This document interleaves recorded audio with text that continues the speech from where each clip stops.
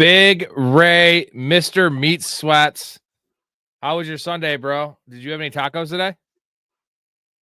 Wings. Wings. Now you're going to Wings this week. So how many wings are you going to have this week? 60? I mean, it's upstairs, man. So. Hell yeah. Hell yeah. Weird ass day of football. Week 11 is almost in the books. That's just batshit crazy. Start off with that weird ass game. Dolphins Commanders. What the hell's going on there? Mike McDaniel's terrible. Tua's terrible. Somehow they come out with a win. We'll get to our biggest takeaways here. Shout out to the chat. We got DB in here. Titan style. Last name McCullough. Mark, of course we have Mark in here, who's the goat of goats. Max is in here.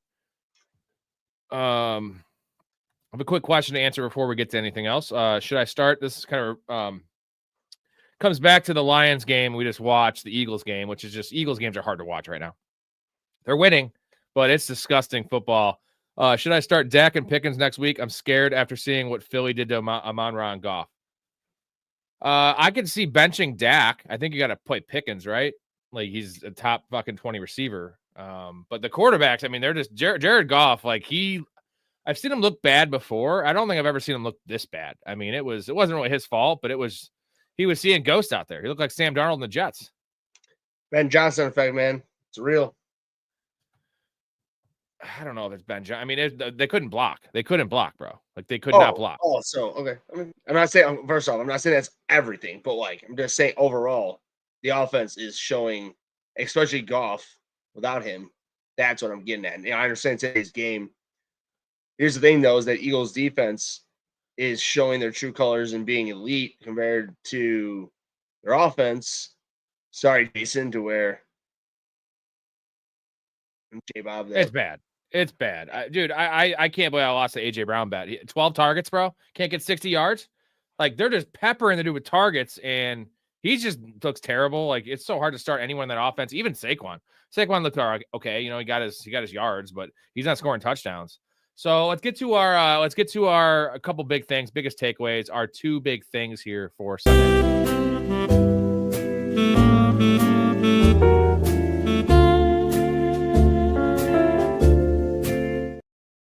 I'll let you do a little Bears piece here, Ray, because I know you're itching to talk about them. You got all the Bears gear on. We're in first place, first time in a long time. Give me a little Bears segment, and then give me your actual big thing, unless it is the Bears, but it wasn't a great. Well, I mean, at least for one thing, I mean, they would be. I mean, in a way, how could they not be? Just because they're 7-3, I understand they haven't beaten the Lions or the Packers, who are the real tests in our division, especially with how bad JJ McCarthy's looking. And I mean, even the Bears, they're still squeaking by. They're not just like beating the hell out of teams. But either way, like us as Bears fans, we have not been this good since I think it was 2012, 2011 when we were 6-1 against the Chargers, and Cutler threw that pick six, and he dove like to try to tackle the guy, and he broke his thumb. Like we had a really, really good team that year. And by the way, like that's of course that'd be one thing, but another, I mean, more importantly, there's things like the Bills. That was a big game for them. I mean, that was a crazy game today. Josh Allen, baby. You know, I've been saying it. Like he's capable of these things. Three rushing and 3 passing with those receivers with nobody. Wacky stuff, man. Wacky stuff. And it was Kincaid. And the Jags, dude, like handling the Chargers, dude. Like it's not about the Jags. It's about the Chargers, bro. Like I know. I'm just saying that game. Like, I'm just saying like that. That's just that game was so like unexpected. Yeah, I heard a lot of like sharp bettors saying like all the money was in the Chargers. Like go Jags again. Like that doesn't always work. But that was a bloodbath. My big thing here is JJ McCarthy. This is kind of a Bears thing. Any competent quarterback beats us. Like we've had a couple, like, you know, the Jackson Dart injury, like, but again, we're coming in clutch is a nice thing. We are coming in clutch, and I do appreciate that. JJ McCarthy big thing. We're He does learning. not look like an NFL quarterback right now, bro. He is just skittish. He is erratic. He is missing throws. He's missing reads. He just doesn't look athletic out there. He just looks overmatched. I mean, and that's with Kevin O'Connell calling the plays. I said that yesterday, where I just said, I mean, I'm not a hater on him because he is from the Chicagoland area and he's my age. Like, I want the guy. Like, if anything, I would love him as much as he is on a divisional team. I would like the guy to succeed. But I said he was with Jim Harbaugh and he handed the ball off like 70% of the time, if not more. It's showing. I mean, I'm not going to say he's a bust like 100%, but I mean, 11th overall and letting go Sam Darnold. They should have given Sam Darnold a 3-year deal of like, well, Sam Darnold looked like old Sam Darnold. Yeah, I know, yeah. But I'll say that. Well, I know a lot of people are going to say Seahawks are frauds. Dude, Yeah, this was actually the most encouraging thing I could have seen because they should have won the game with Sam Darnold playing an F game, right? Literally an F game. I mean, that defense is, dude, Matt Stafford, like that under prop, like he had 130 yards passing. We weren't asking him to do much, but we talked about that, man. Like, he's just not this year. He's a touchdown guy. He's just the yards because the run game and with the defense, because the defense gives them good, field position, so they don't have to drive 75 yards, after a touchdown. You know what I mean? It's 25 type thing. That was a hell of a game, man. That was two real deal defenses going at it. We got to talk about the Falcons, dude. The Falcons season's over. I mean, it was over probably before this, but how did they lose that game to the Panthers? Like, what did Bryce Young have? 360 yards passing, dude. Like, Bryce Young. That game was over. I could have swore that game was long over. So Bryce Young, 31 of 45, 448 yards. So we had Bryce Young and Jacoby Brissett throwing for 450 each. What a weird day of football. The score was, let's see, it was they were up 21 to 10. Pretty much at halftime. So the Panthers got a late field goal at the end of the half to make it 21-10. So it was 21-7 at one point, dude. 21-7. And you're actually running Bijan for once. Like, it was looking good. Now Penix is hurt. Like, Kirk Cousins is fucking atrocious, dude. Like, he looks like he deserves. He should be in like an elderly home, dude. Like, he's a retirement home. Did you know that a girl that I graduated high school with, that her name Kelly Cousins, is her cousin, who is Kirk Cousins? Wow. I could say maybe his daughter, because he's got like a million kids, right? Is he one of those? Is he not like Phillip Rivers level? But oh yeah, I wouldn't say that much, but I mean, in this day and age, yes, I think he has quite a few kids for what most people have. Last thing I talk about is Michael Wilson. As you know, I a good call, man. Always texting, a good call. Really good call. 8 targets, 15 catches, bro. Like, I didn't obviously not expect that, but I expected 5 for 70 and a touchdown. And he doesn't score a touchdown, but he scores 30 PPR points. Like, wow, bro. I started Michael Wilson in 8 leagues, and I also paired him. I had McBride in 5 of those, so I had a McBride-Wilson stack. And, dude, I was, definitely not going to win those matchups. It was a late game. And just, see you later, bro. See you later. Jacoby Brissett is the GOAT, bro. How good is Jacoby Brissett? Like, is he a must-start now in fantasy? I mean, I wouldn't say must start, especially in Superflex, 100% must start. Like, I mean, I guess I would say gunslinging out there. He's gunslinging. I mean, I'm the one who told you that was going to happen. Like, at least I'm not this much. I told you he'd make that team more professional on the offensive side.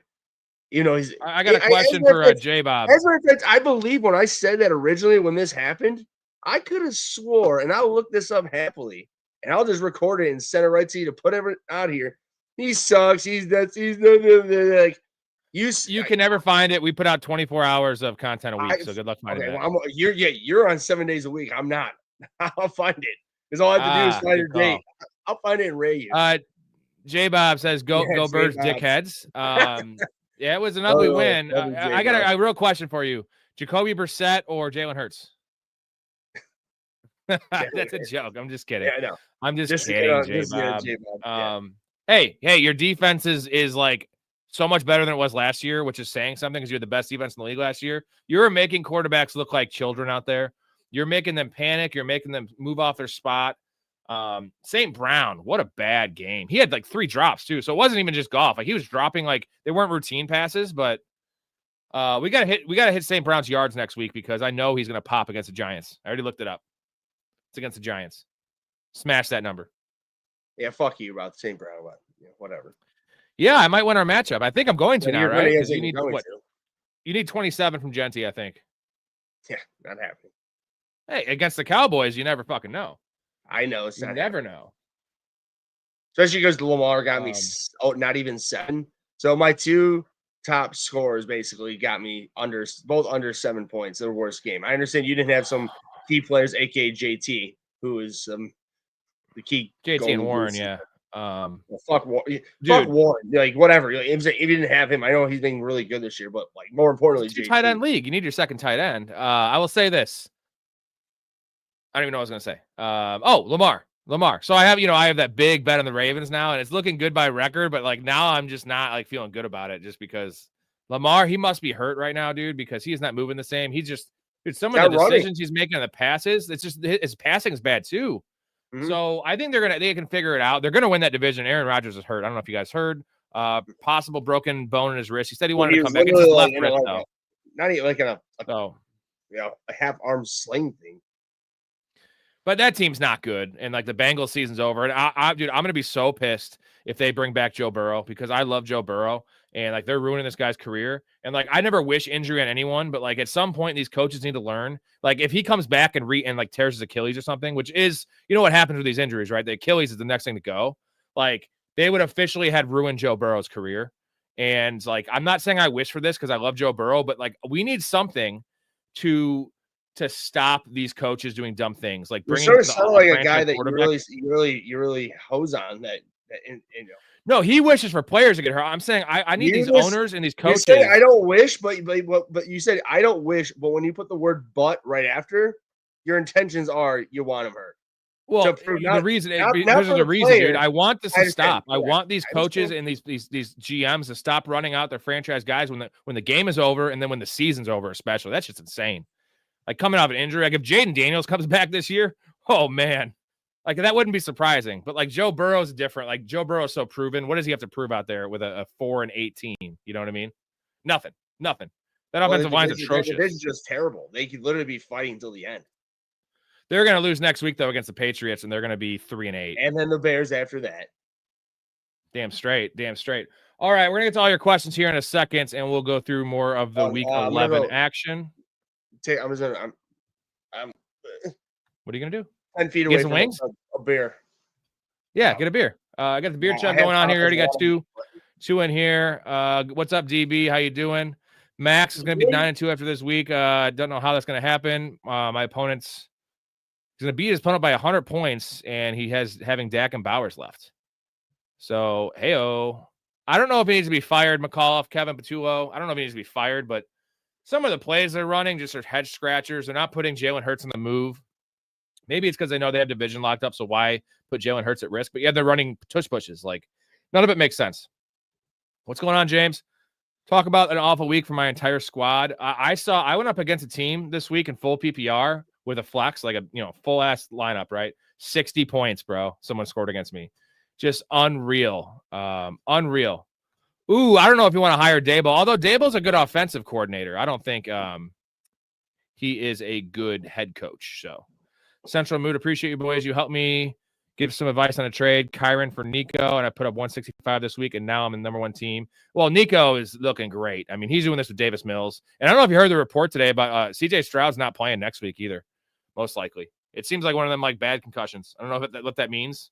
It's like a Tua, not a Tua. It's not a Tua, but you know what? All I'm gonna say is I don't really give a shit when I say it, not in a bad way, but in a good way, bad way. I know that sounds bad when I said that, but all I know is that when CJ Stroud, big broad Caleb at midfield, well, one team's 7-3 and Caleb's trending up, and the other is his taters got mashed pretty hard. So I will say Davis Mills looks pretty good.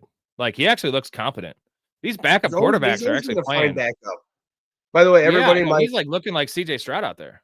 My favorite way of talking about concussions is their taters got mashed. That's a good one. 007, how cooked is Jacobs? We don't have any reports. The X-rays were negative on Jacobs' knee. Didn't look like a terrible play, but who knows with these things, right? They're getting MRI tomorrow. Plus, I mean, dude, he's been injury. When I say injury prone, not like heavily injury prone, but like it just. I guess what I get. Do you know what what was injured? Was his knee, ankle? Knee. So I mean, the knee is always the knee can be not as tricky as long as it's not a ligament thing, compared to like an ankle, because like high ankle sprains can leave you out for 6 weeks. You know what I mean? But at the same time, if you get hyperextended knee, that's the same thing. You can be out for another 6 weeks. So it really just depends. Hopefully, anybody who has Emmanuel Samuel, which I'm sure Wilson, I'm sure Rob has all of his leagues, has plenty of. I thought I had more. I have like 5 shares, bro. I had to drop in a few spots. I thought I had like 8 of them, and then I have the number one waiver claiming every week. I have though. So yeah, you do. Yeah. See, that's another way. Rob, that is one thing that's notorious that right. I doubt you've ever even said that to people. You don't use your waiver wire. You don't. But at the same time, you're also up to make sure you can get the free agents who people don't pick up. That's why. But hey, how about Sean Tucker? How about Sean fucking Tucker, dude? So Rashad White. It's over for Rashad White and Sean Tucker. Sean Tucker is still not. God, who was it? I think it was somebody in our league, in our XFL league, texted us saying that Sean Tucker over Bucky, and I was like, I didn't say anything, but I'm just like, no, like. Overall, Bucky is a much more well-rounded player, but it's always been known Sean Tucker is a north-south great downhill runner, and he just clearly showed it today. I mean, he's never been bad at doing that. I'm not really, to be honest, I never watched him block too much. I mean, he's a little nugget. I can't imagine he's terrible at it, but if maybe he's not great at blocking, and he's definitely not that good at receiving, and if he was, he would be playing more. So I know he's a good up downhill, up and north-south runner, but he was really I don't know why today. They weren't playing Sean Tucker before, right. like more before. Right. You know what I mean? Because that's what I expected 100%. Right away, and I picked him up everywhere, and they were giving him 20% of the snaps. And like Rashad White is a good player. He can be an early down back. He's a replacement level early down back. He's a pretty elite third down back. Third down back. Yeah, but he can handle the workload. It's just not efficient. Right. He's not that special. Right. He's not powerful. He's not elusive. He's not fast. J Bob, Sean Tucker must add. J-Bob, this is going to all depend on Bucky, man. But, like, from the reports I heard, like, they were optimistic midweek, but they were very, very vague. And then I heard a report earlier today that the limited practice, the walkthrough, he was in shorts. Like, that, dude, that's not good. And they also said he's not playing until he can take a hit. So, like, it appears he's not close to taking a hit. So, I think Story was right. Remember how Story was on here saying he's not playing until the fantasy playoffs? And then the next day, the report comes out he practiced in limited fashion. And, like, we're all like, damn. I was like, damn, Story. Like, that kind of didn't age well. Well, you know what? We were wrong because we don't know. But I don't think he's playing this next. I don't think he's playing week 12. So it might be week 13. This is a mess, dude. They did not put the man in IR, Ray. Week 4, and he might not come back to week 15. What is this? You're telling me, dude. I got in one of my 4 leagues, so yeah. It's stupid. Hey, J-Bob, I got something for you. I got something for J-Bob. Eagles. Go Birds, though. Oh, go Birds. All right, fine. Go Birds. Right? Go Birds. Get your hand off my knee. Go Birds.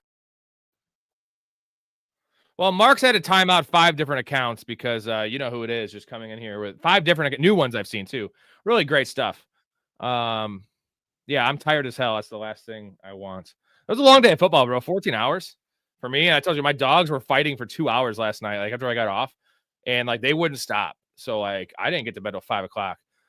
Jay, I debated all week on starting Lamar. Does not look 100%. No, dude, he does not. He's not rushing at all, man. Which clearly is. I mean, if Lamar's healthy, he rushes. I mean, that's the clear indication he's not healthy. He's playing because they need to win. Let's see. I mean, it begs the question. I guess I might have to decide. Do I need to start Daniel Jones over him? I'm not going to. No, I'm going to give Lamar some. Dude, it's still Lamar Jackson. Let's just. I mean, here's the thing. The Browns defense. Yeah, the Browns defense is probably the second best unit besides the Eagles. And you know what we're talking about. They did an average. We were talking about Myles Garrett last night, though. Myles Garrett about the Mike Trout thing. Comes out, what did he have? 4.5 sacks? Dude. Yeah, well, there's a reason they didn't drop him in balls deep as an individual player. He got me at least 9.5 points today. So it's such a shame, but like, you know what? It's still awesome to watch. Miles says, will Tucker cover me until Benson comes back? He's fine. You have a 14-team league, Miles, so he's fine in a 14-teamer. Like, I like him as almost a wide receiver 3 in a 14-teamer. In a 12-teamer, he's a flex option. And the thing is, Dante Thornton sucks. So, like, you don't have to worry about Dante Thornton. Jack Bash had he had two plays that impacted the game last week. It was a holding call and a drop. I say penalties, yeah. So he's a rookie, and then it's Brock Bowers, but he's going to get bracketed. So I feel like Trey Tucker is going to get a lot of pretty solid coverages in terms of weak defenders on him and not doubles. So it's about Geno Smith, but yeah, we don't know about Benson. We don't know what the hell is going on with Benson. It fucking sucks, man. I want Benson to come back. They need him now. DeMarco's hurt.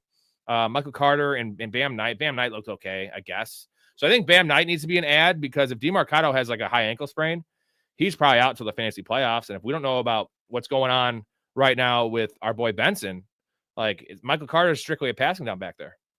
I mean, didn't I tell you that all NFL teams hate our fantasy teams?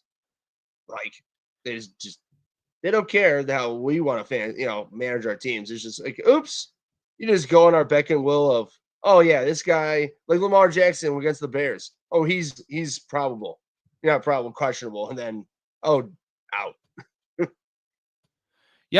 Yep. Let's see. Chargers fan, we imploded. Yeah. What are the chances CD drops 30? That's the only way I win this week. Decent. It's the Raiders. Yeah, exactly. I mean, that's not a bad. Like, I'm not saying like James. Like, I wouldn't be saying that. Like, oh, I'm like strutting around big man, and I'm gonna walk around and win big. But like, you're not like down and out by any means. Like, you have I would say you're about 55 to 60% chance. In PPR, it's got to be PPR. Yeah, I would say if it's not full PPR, you might not be so high, but full PPR, you're definitely strong. What? I'm drinking Oktoberfest. It's pretty strong. I'm used to drinking light beer. Last name of call off. Bryce Young last year put up 35 points against Atlanta. Apparently those are his games. Bryce Young is like one of the most inconsistent and like up and down quarterbacks in the history of the NFL because he goes from like $120 and 3 picks to games like last year. It was like he had a lot of the rushing upside there. But remember last year at the end of the fantasy year, he was like a top 5 quarterback for those last 6 weeks. And now after he got benched. Now he's balling again. Ted McMillan, balling. Rico Dowdle is still a must start. Kind of disappointed today, but that touchdown they called back, he stepped out of bounds. Pretty awesome. Yeah, right. Jalen Hurts, top 3 quarterback confirms. Top 3 winner. Not after that offensive throwing performance, J-Bob, bro. Like, I know you keep wanting us to like say it, dude. It's just not. He's as a quarterback, he's not there. Like, you put him on. They don't need him. They don't need him though, do they? You're correct. They could win with anyone. Maybe not anyone, but they could make the playoffs with anyone. They can't win the Super Bowl. You put Caleb on that team. Ready? You put Caleb on that team. I'm not going to say they'd be like infinitely better because what Hurts has won on, like I said, and I respect him for this, college level and pro level, especially the Super Bowl, which is the thing. But, dude, I saw it was 5 for 17 at some point. What the fuck is that, man? Bad. You ready to do a chug, Ray? Yeah, I'm pouring it up right now. Hold on. Here we go. I got a 16 ouncer here. With the best defense in the NFL and a pretty goddamn elite unit. Like, I'm talking about their defense is no doubt like 1, 2, 3, if not 1. You know what I mean? Like, Devious up 47 points, full PPR. I'm finished, and my opponent has Ferguson, Javonte Williams, and the Cowboys defense.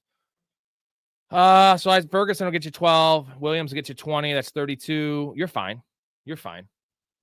As long as the Cowboys defense doesn't get like a defensive touchdown, you're totally fine because Ferguson and Williams on the same team. That's the advantage. If it was like Genty and Ferguson, it could be a problem because you could have touchdowns at both ends. Like, there's only so many touchdowns to go around, and it's not CeeDee Lamb and Javonte Williams, something like that. So I would give you like a 70% chance to win, 75, 3 out of 4. Yeah, I mean, here's the thing: unless Ferguson has one of his quote, vintage games from his what was it, first 6-7 weeks that he was tight end 1, along with a Williams 20 to 30 burger, you might very well lose. Oh, and you have the Cowboys D. Yeah, so I mean, I guess here's the thing: if the Cowboys if they get less than 5 points and or close to 0. And then Ferguson and Williams, I'm with Rob. Basically, Cowboys have to have a big play on defense, and those guys have to have above average games, which If you're near 50 points, you're fine. Yeah, you ready?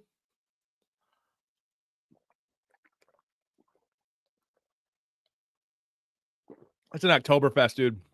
That's not chugging beer. That's not chugging 16 beer. ounces. That's not chugging beer. Titan style. What are our thoughts on the amount of carries that Monungai and Tootin got? Also, how bad is Tootin hurt? I don't know about Tootin. I think it was an ankle or a knee, some leg injury. So fucking good though. Tootin was getting many more carries than Monungai. Dude, I didn't realize he ran a 4.32. I know we're talking about numbers like 4.32 to 4.4, but 4.32 with that size, he's like 5'8", 210, bro. He's like Sean Tucker, but like a fucking speed merchant. Super awesome player, man. Pretty sure it's Drew, man. Yeah, dude, he's so much better than ETN. Like he will be so much better than ETN. And whether that time is now or in a week or in a year, it's coming because that dude has an elite skill set. And he's like a fantasy dream. You know what I mean? He's like a hot chick that lets you do anal and like watches baseball with you. Like you don't find those chicks, and that's Bayshall Tootin. Okay, down 25-ish. I have Dak, Pickens, Bowers. Opponent has Genty. You win. Unless it's standard, I think you win. You ain't worried. Don't be worried about that. Yeah, especially all it takes is one Pickens 40-yard touchdown. Like, boom. You good. J-Bob's down 68-81 with Dak to play. I like that. Unless it's like in a -3 for a pick league and Dak gets hurt or something. Dude, can I just say one thing though? J-Bob, what the hell, bro? That's the scoring. Like, I understand, like, I mean, in some of our leagues, like, well, not the one league me and Rob are in, but the one other one we've in that could happen, but scoring must be low, man. At least it's like, I don't know, up it a little bit. It's probably standard, but standard doesn't affect quarterbacks. It's the same scoring as quarterbacks. Well, it's standard, dude. That's boring, dude. Come on. I had a team put up 60 points against me in PPR and Fantrax, dude. And I only Really? put up like 105. So, I would have lost almost every other team in the league. Sometimes when it's working, dude, I'm going to go like 20, 21, and 4 again this week. Just back-to-back 20 win. Whew. So I'm on a heater. If he's in standard real quick, how many points does he get for passing? It's same as ours. Usually it's four for a passing touchdown, 25 yards per point. So he's going to easily get 13. He's one touchdown. Max says, I know when Marvin Harrison gets back, he won't get 15 targets a game. Is Michael Wilson a good pickup? No, actually 15 catches, 18 targets for Michael Wilson. No, this is all just about, sorry. I had come on. I love Michael Wilson. I have for as years. You should, no, dude, as you should. That was a call. You know what? That was a call. It was a very good call. If anybody listened to you, they would be all you had to do is watch one show last week and you heard me talk about him because I mentioned him all the time. Is he a good pickup with Marvin Harrison coming back? No. And I heard people are saying Marvin's for sure coming back next week. Dude, we had Blake go through this on the like 3 days ago when it happened, that it could be anywhere from 8 days to 30 days. Like 30 days is probably really long, but it's probably going to be next week for sure. He'll probably miss next week for sure. He'll probably be back week 13. So if you need an immediate player, yes. It's similar to like Kamani Vidal, right? Like there's going to be an expiration date on Michael Wilson. Now you can still flex him because he was still playing 88% of the snaps. By the way, man, I understand like the trade again. Vidal for Ferguson wasn't like a huge trade, but when Vidal went out like for a minute, it became questionable with that thigh. I saw that. I was like, Big C. Oh no. I didn't see that. No, did they keep him out? No, he came back. I mean, you have him as well, but I just McAuliffe. No, Michael Wilson is only like let's call him a must start when Harrison's not playing. He's only a must start when Marvin's out. So, and I wouldn't drop him if you have a deep bench because, dude, Marvin Harrison Jr. is shown to be injury prone. Like all they'll take is another hit and he'll be out again. And then all of a sudden, Michael Wilson clearly will be a good flex, super good flex, or even a wide receiver 3 option if you have to start 3 receivers going into the playoffs. And you might be able to play him the first week Marvin comes back because he might be on a limited snap count. You know what I mean? They're smart. That he might only play 60%. So I think you might have 2 more weeks of Michael Wilson. One more banger week, I hope. Bucky plays the Rams week 12. They got to just sit him until week 13 anyways. That run defense is no joke. Yeah, that's a really good call. Potential. I don't even think that's going to factor in just because I think that he's just not ready. Well, I know, but I'm saying that's not going to be their key factor of like why they keep him out. But if they're already like 70% will keep them out, that's a 30% easy to say, oh yeah, you're done. Like you're not playing next week, you know. Adam says, are the Chargers even going to win another game? They look Oh so my bad God. today. Calm It was down. just a bad game. It was just Yes, a bad calm game. Just a down, really Jesus. bad game. These people Well, clearly we just saw the Bills. How bad did the Bills look? I'm just saying, like, I'm a dire Bears fan, dude. Like, I know the Bears are 7-3 this year, but this is an anomaly in my 34 years of being alive. Like, well, they look the Chargers look like really. Like we say the Bills look bad last week. The Chargers look like a dead man walking. Was it not one of the two big things? The Jaguars kicked the shit out of them. It was fucking like I never saw that coming, especially on the ground. I don't know the whole game. Like, yeah, they kicked the shit out of them. But I wouldn't. You have a good team. You have a good coach. He's had a bad game. Like, I mean, Adam, if you're not a fan of them in general, they're still what I said is I believe in. Like, they have a good team. They do have a lot of injuries. So that's also a thing, at a lot of key spots. Their O-line in particular. Adam, Seahawks versus Titans or Browns versus Raiders next week. Two great matchups. For defense, so that means they're both on the road. I would go this is what I'll say. I would go Seahawks depending on the weather in Nashville. If for some reason there's some rain, a lot of wind or something, well, that'll work out for them, right? So I mean, I'd still probably just go Seahawks, but the Browns are going to be a bad matchup. It's just that they have more firepower on offense to do damage than the Titans do. That's why I would definitely go Seahawks. Because I feel like that game could definitely be one of those like 30. I'm going Seahawks. Yeah, I'm saying that could be like 38 to like 7, 38 to 10. Titan style, just to keep you all accountable. Only reason I didn't secure my week is because you told me to start Vidal over ETN. Yeah, and I'm looking right now at Fantasy Pros. Vidal was 3 spots higher. I don't go on that. I'm just saying like that was the consensus. And it was also like, of course that happened because they scored 6 points against the Jaguars. They were favorites in that game. So that wasn't a ballsy call. It wasn't a weird call. I mean, the Jaguars. But I mean, honestly, man, let's be real. Like in a vacuum, still, like, would you really? We're playing Russian roulette. Like you're gonna pull the trigger. Like, hey, who are you picking, Vidal or ETN this week? Pretty positive you're still picking Vidal over ETN. I mean, not that, like he's just on the better team. Oh, what's funny is that we were right, but the process was right because Bashal Tutin played more snaps than ETN.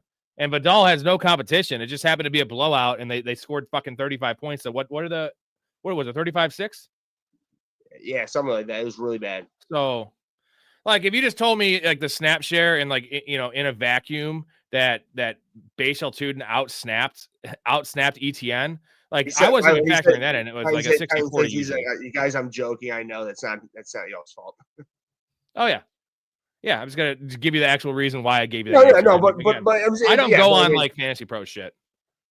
What are your thoughts on Chris Rodriguez? The only thing I don't mind, like when I don't put all my things in a Fantasy Pros. I just like that. Apparently, am I wrong? They take like a lot of all the things and put like an average into it, or am I wrong to say that? Yeah, so it's like no, it's what they do. They take all the experts and like they're also like in a competition against each other, so they sometimes do weird things.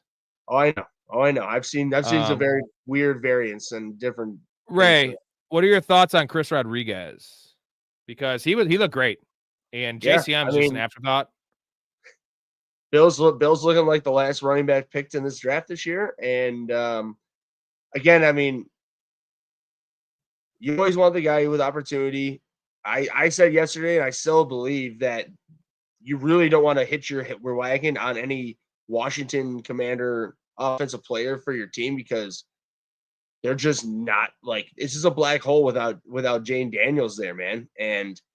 But what I will say though is that Rodriguez has looked good.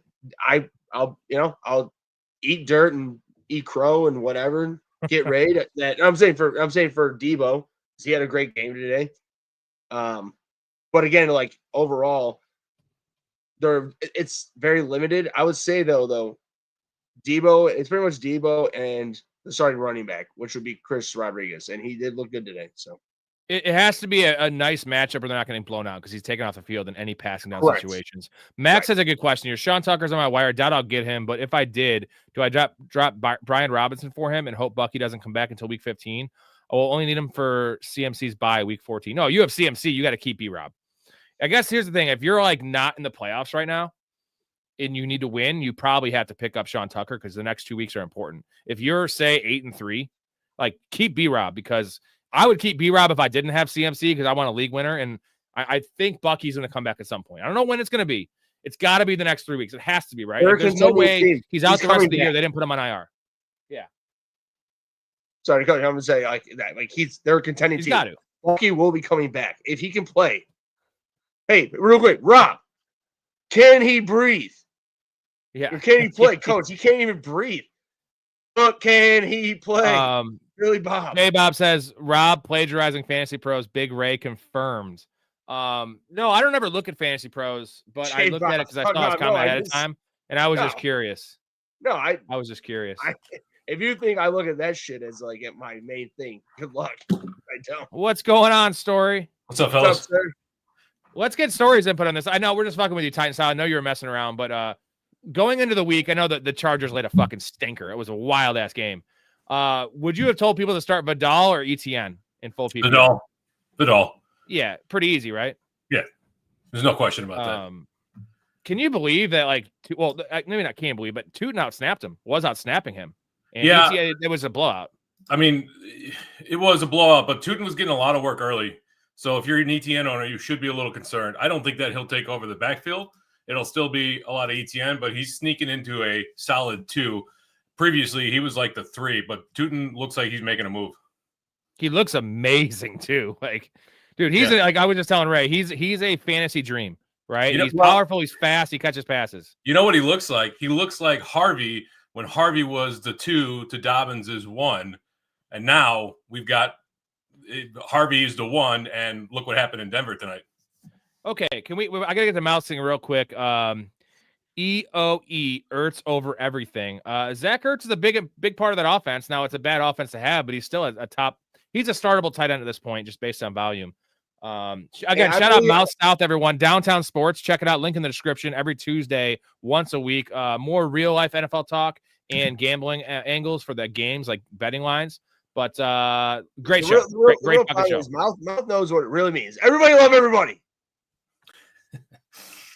Can we talk about RJ Harvey before we get to more comments? Because it's not good. And this, watching this, I know Trayvon Henderson's been killing it, but this kind of like makes me a little bit like, once Stevenson comes back, like we just see these coaches, and like Vrabel and Sean Payton are very similar guys. And like I know the matchup was tough, but the point is RJ Harvey was not out there very much. He was what do you think it was, Story? Is the numbers out like 60%? I don't know the snap share, but he only had 11 rushes. Didn't I say Jaleel McLaughlin was the guy that you want to pick up as the 2 there? I picked him up. Yeah. I know everybody was saying Bidet would get some work, but I really knew that McLaughlin was going to get both the some of the running work. I thought he would have gotten more receptions, though. Nobody in the backfield, though, was really productive in that regard. They have 3 pipsqueaks there in Denver. Ray, give me your take on like what's the panic meter right now on RJ Harvey if you're an owner, because you got the great news coming into the game that we have no J.K. Dobbins the rest of the year. They didn't sign anyone. I guess they could they bring back Audric Estime maybe? That's a nothing burger. So like, what are you doing if you're an owner, Ray, of Harvey? I know you are owner of Harvey, so there you go. I wouldn't say that I'm completely jumping off the bridge and freaking out 100%, but at the same time, it is extremely discouraging and worrisome that like it's Sean Payton again, just being an old school like hard-headed guy. Like I don't know, man. Like I mean, I know they had a weird. Again, here's the thing though, it was against the Chiefs, and this was a major must-win game. So it also might also prove to the point to where what also put into the worrisome part of that, like maybe Sean Payton doesn't trust him as much to do all the little things that were needed to win in a must-win game, which at this point they're one of the best teams record-wise in the NFL, and they just beat one of the best teams in the past 5, 6, 7 years. To literally like put their foot down in that division. I would still probably just put it as like a 60% like okay, 40. So that's still like it's like 70. Where do you guys? Where would you guys rank RJ Harvey going forward? What we saw this week, I know tough matchup, but it's more the usage for me. Where do you rank him? Is he top 20? He's still a low end. Let's He's say still 25-20 probably right now. 24 to 26. He's still a low end RB2 flex play. Right. Mouth, I think Audric Estimate is on the we were Saints. talking to like he potentially could have been like upwards of like 15 to 10, depending. And it's like clearly Sean Payne's not going to be doing that. So like you got to definitely have your expectations in check with him right now. Yeah, I think he's on the Saints practice squad, which means that the Broncos could scoop him up for a conditional pick if they wanted to. Oh, all right. I want to do a bit on a player here, so I'm going to hit you guys with the intro because it directly ties into this player and a story. You're going to love this.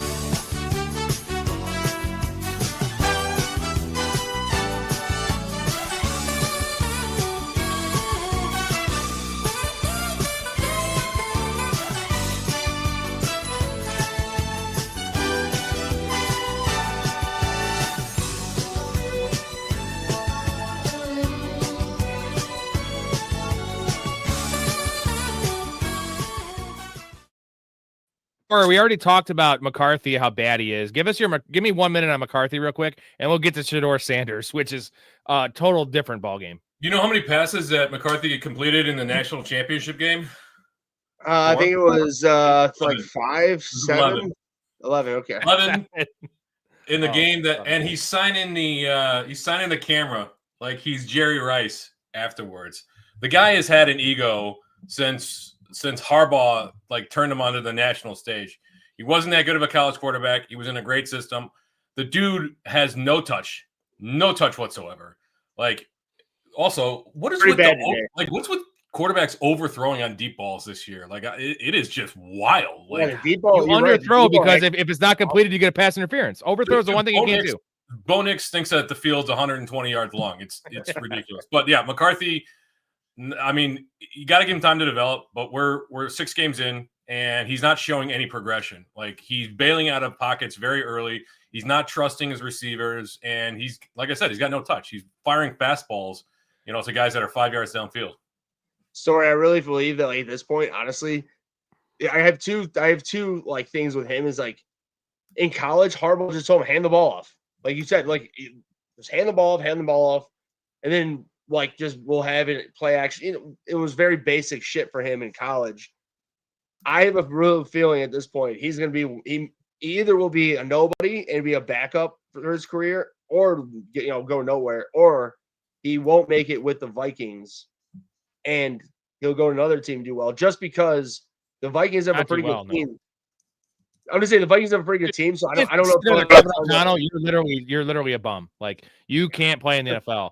All right, let's move off of McCarthy though, because Mouse says Waluigi 416 says I just threw 25%.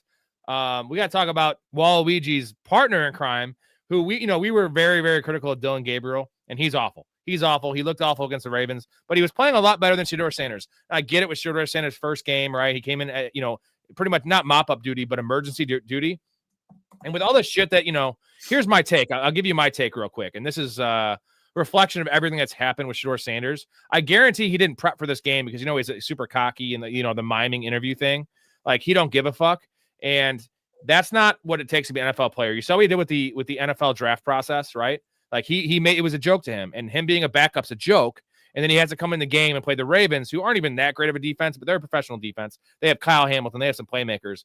And 4 for 16. Okay, 4 for 16. He's running. He thinks he's Michael Vick out there. Like, he just tries to do like the Madden play, and he is not his dad. He's not athletic, and he had an intentional grounding that killed him. Like, dude, 4 for 16, guys. 4 for 16. And I will say one thing. I was talking shit about Dylan Gabriel. Dude, he made a couple really good throws that Shedeur Sanders timing throws, like Tua throws. Yeah. I mean, I'm saying there was one. Sorry, give me your take. I got to hear this because we've hated him forever. What have I been saying since April? Like, the guy's not an NFL quarterback. He was never going to be a starting quarterback in this league, and the hype around him was driven solely because of the media. There's a reason that the Browns drafted him where they did. There's a reason that I never thought that Travis Hunter would be now he was starting to make some impact when they started taking him off of defense, but he was propped up by volume and he's propped up by playing in an extremely weak conference. He's another guy that like he just doesn't have the precision that we want in an NFL quarterback. Now, he's also on a bad offense. He's got very few receivers that are quality. I'm not hopeful though that he can make a solid career. Like the Browns take like as bad as Gabriel has been, the Browns take a step back with Shedeur Sanders. And we were saying that there's no way it could have been worse than Gabriel, right? Because how bad Gabriel was. And I still think there's hope that he could be as good as Gabriel, which is not a high bar. I was saying that I really think Cleveland. I mean, obviously the fans are, but that front office letting Baker go. That's like saying a girl's good at like sex because she got you off. Like, no, that's like the bare minimum. You know, that's the bare minimum. No, I'm saying they're missing Baker. And actually, Shedeur can't even get you off. Yeah, the Baker thing is just disgusting. The Browns are disgusting. I mean, like, no, fuck, like these other two guys are a joke. Like they'll be in the lottery for another quarterback soon enough. Ray, we have a chug to give the people. Thank you, GT. He gave us a 10th donation. Starting a new one now. Story. How about Michael Wilson? Michael fucking Wilson. Can I just say that? Because you were only on a couple shows last week, but I was just hammering Ray with Michael Wilson things. And every answer to every question was Michael Wilson. Every start set was Michael Wilson. I'm going to suck up. I've been talking years. You're well to do it, man. You're well to do it. I mean, it helps when your quarterback throws the ball 60 times, does it not? That's true. But 422 15 catches. That's pretty good. Also, I'm very pissed at the San Fran defense. Them playing lackadaisically when they're up by multiple scores cost us 10 points in our league because they just let Jacoby Brissett march right down the field. We actually had they were at 16 points. And then they're like, you can get chunk plays and give up 2 touchdowns. In any event, I wouldn't expect this from Michael Wilson every week. It's encouraging. No. But yeah, he's a spot start next week because I don't think that Marvin Harrison will be back. No, he'd probably be out one more week. And then we said that if he comes back week 13, he might be limited, limited snaps. Mm-hmm. So I think you might have a 2-week window. I think next week is like a must start, as in like top 30, top 25, if you want to go that far. Who are they playing next week? I don't know that. But it doesn't matter to me because it's Michael Wilson. I mean, would it matter start him against the Eagles, bro? Would it matter if it was the Browns or in this case the Eagles, who seem to want to drag every offense into the mud with them? No, I mean, don't start. You can't start anyone against the Eagles, really. You could start like a number 1 receiver, maybe. But look at Sam. What do you got, Ray? No, I want Story's opinion. J-Bob wants us to continue to admit that Jalen Hurts is a top 3 quarterback in the NFL. So please give our boy J-Bob, as much as we love him. That's just not a thing right now. You would ask me 2 weeks ago, I would have said 100%. I think I did answer that. Yeah, he's a top 3 quarterback. I don't think it's him. That new offensive coordinator is atrocious. What are they doing? I mean, on the first series, they go 4 passes, 1 run. The 1 run was with Tank Bigsby. Saquon Barkley was off the field for most of the first series. No motion, no play action, no RPOs, no jet sweeps, nothing to get dudes in motion. Like, this is the most bland, predictable play calling I've ever seen in my entire life. The Eagles should be embarrassed. Like, this guy should not have a job. You're taking one of the most talented offensive rosters and you're turning it into like the 1990 Detroit Lions. It's gross.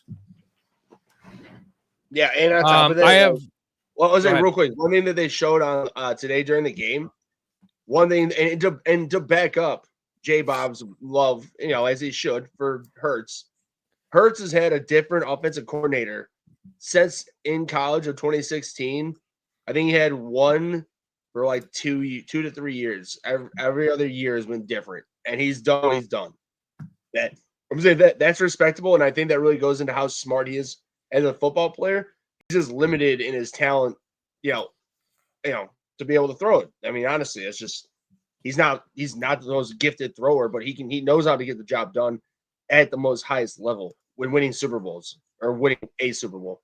But that's still, they're also not putting him in the best situations right now, too. Not at all. It's like compounding the issues he already has as a passer, slow release, weak arm. And he could be so much better than this, but we'll see. If he wins the Super Bowl this year, I told you, I'll say he's top 3. All right, I got a couple of shout outs to make here. We'll get back to the questions. Shout out Sports Memes channel. He's got a fresh one here. This is Marvin Harrison. I can't do it. I got to get my appendix out. End it now. End it now. All right. Okay, buddy. Just breathe. Coach has got you. We don't have the cap space for surgery, Marvin. Nurse, It's funny. I did see that earlier today. It's a good one. He needs to. Sports Meme Channel on YouTube. A couple other things. Shout out to the Patreon members. We are growing daily, guys. Shout out to Max, who is a professional fanatic. He is the man. Max Instruction. He's in here right now. And Adam G, semi-pro, Will Farrell. Appreciate you, gentlemen. If you want to hop in the Discord, there's 61 people strong right now. Also, a lot of other perks. Fantasy season is almost over, but we're doing an NFL fantasy league with me, Story, Ray. Might do 2 of them. If you want to hop in that, you got to get in the Patreon, and we will. You get access to that. $100 buy-in. I pay the fee, the stupid site charges, because there's not many sites that do it. Anyway, free merchandise. You want to be a guest on the show. A lot of other perks on there. Check it out. Go to professionalfanatics.com for any and all information regarding us. Also today, real quick, we are sponsored by TradeFan. Use the promo code PROFAN for 100% deposit match here. We have our own tournament over there. It's called the Pick 3 NFL Jackpot. Longest touchdown scorers, guys. Just pick 3, no salary caps, no draft. Pick of the whole NFL player pool on Sunday. Pretty easy. They don't take a very big rake of it either, so definitely check that out. The link for that is in the description. And here we go. Ready for some comments, boys? Hey, Ray, how long do you want to stick around? What's up? So real quick, I just want to ask Story, what do you think about the Bears right now after today? I mean, I know you're not going to say they're amazing because I know they're not. I'm just saying they beat a JV high school quarterback today, barely. Right, for the record. Yeah, no, he was terrible. Like JJ McCarthy was bad. But I'm just saying, like, I'm not. The Bears. I'm saying this is just a different. When I say this, I'm not sitting here because I'm telling you right now. Even if the Bears make the playoffs, I really don't think they'll win a game. If they do, my God, it'll just be luck. I mean, when I say luck, it'll just because how they're winning these games. It's not luck. They're just winning when it like they know how to win. Yeah, Rob, I'll stick around for another 10 minutes. All right, cool. Jordan says down 110 to 114. He's done. I have Lockett.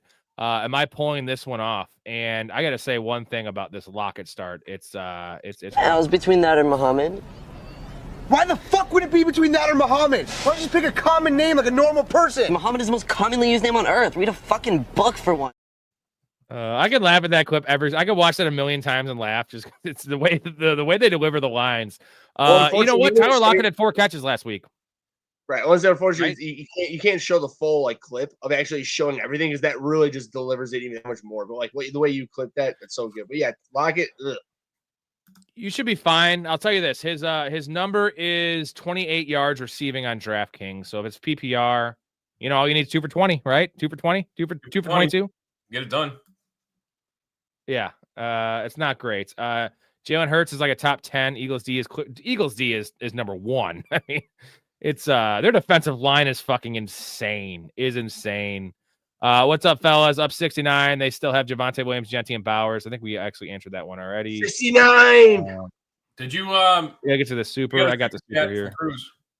Yeah, Cruz, my dude, Patreon member. Love you, Cruz. You're getting your hat soon, Cruz. Cruz won the free hat giveaway, by the way. I don't know if you guys saw that. I put the video in the Discord.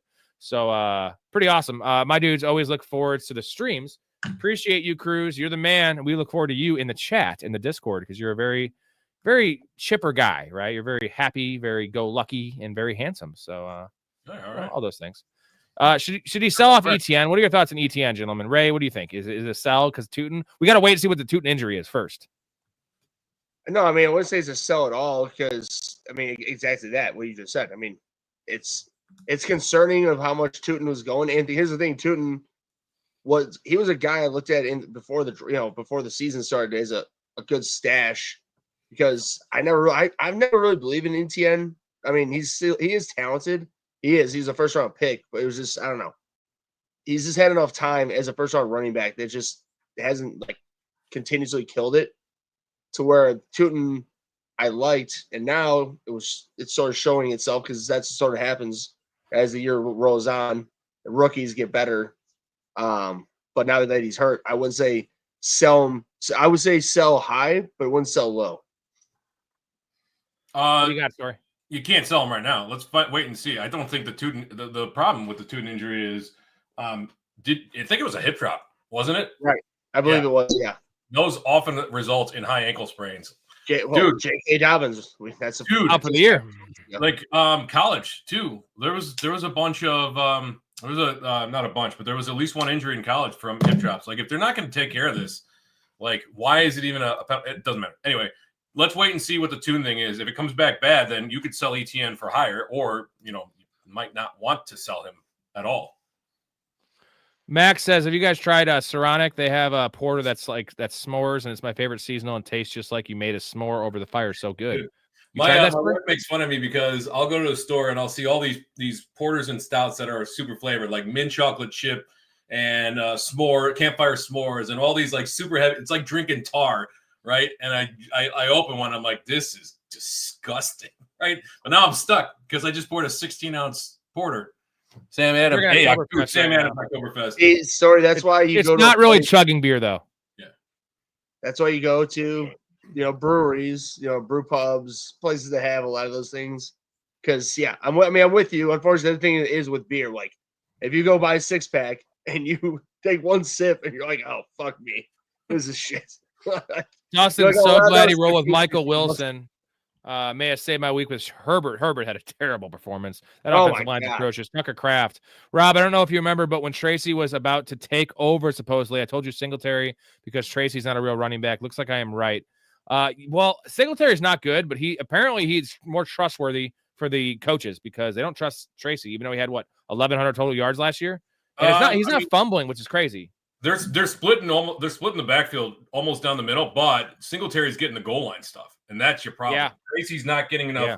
Tracy's in between to make up for that. He is the passing down back, certainly. So I think you could start either in a pinch, but you got them both. That's a tough decision. You got to hope it falls into the end zone. Tracy's in between those. Nice 20s, call. You know what I mean? So that's the thing. It's Tucker, you want the more PPR in between the 20s, or do you want the more the touchdown potential? That's pretty much. It's a shitty situation, but that's sort of what it's looking like right now. Tucker says single carry. Yeah, Devin single carry. Now it seems like Devin double-digit carry. I mean, because that guy's getting a lot of work. Bink says, how many leagues are you in? What's the most you've ever done in a season? I'm in 25. The most I've ever done is 28, but I usually average 24 to 25 the last 10 years. I'm a psycho. Story, you're 4 or 5? I'm in 4 NFL, 4 college. No, 5 NFL. No, 4 NFL, 4 college.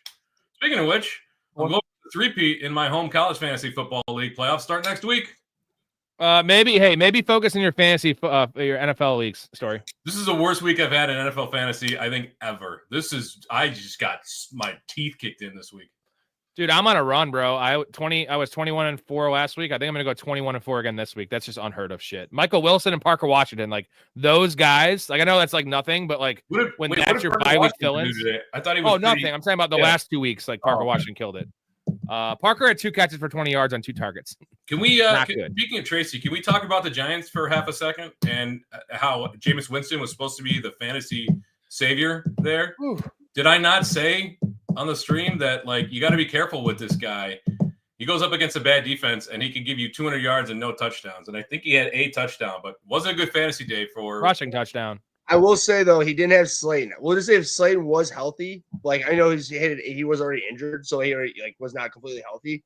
But a completely healthy Slayton might have helped. But either way, you were right, Story. I mean, the guy. There's a reason he was the third pickup for them. So.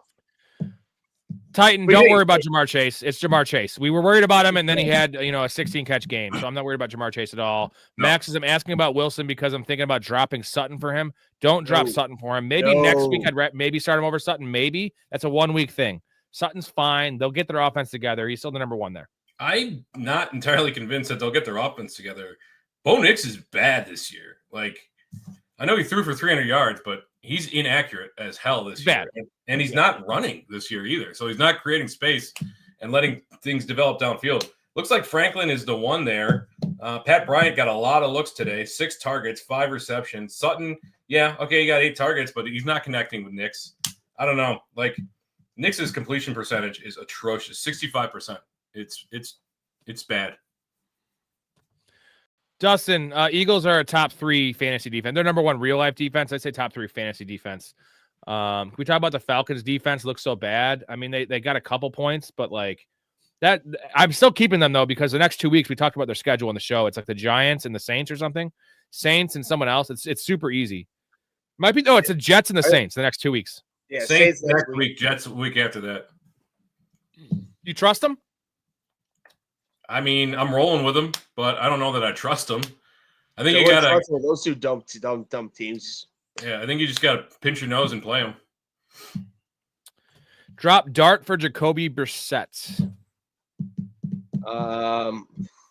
Yeah, I mean, if the Giants are smart, they're not bringing back Dart. Like, why would they? Wouldn't it? Isn't it just a concussion? Right, but I mean, correct. Yeah. No, you're not wrong. It is. Yeah, but I wouldn't do why would that they bring him because back? as soon as he's cleared, he's right back on the field, and you can't like a dude that likes to run like that. You're not going to keep him down. No, I'm Well, he might get just hurt saying, again, like, though, but- as an organization, they're smart. They wouldn't, but they will. That's true. And so, yes, do not drop him for that because he'll be back if not this week, next week. All right, Ray, I got a cue for you. Ray's been on the show so fucking much the last couple of days. We did 4 hours. Sorry, you were here last night.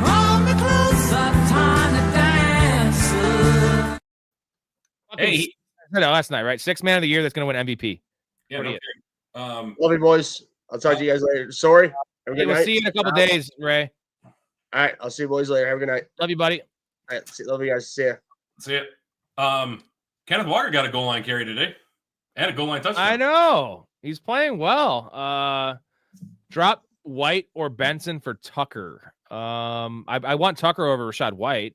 I do And too. then Not Trey Benson, Benson, we don't know what the fuck's going on there. Well, we don't know. No word. I gotta Like hear it. everybody's excited when he comes back, but there's no word from the coaching staff. Now, we had no word about Bucky Irving, and then he was practicing last week. I'm still not entirely convinced that he plays. You were right. I just said before you got on, Story, you're right, because the limited practice was a walkthrough. He was in shorts.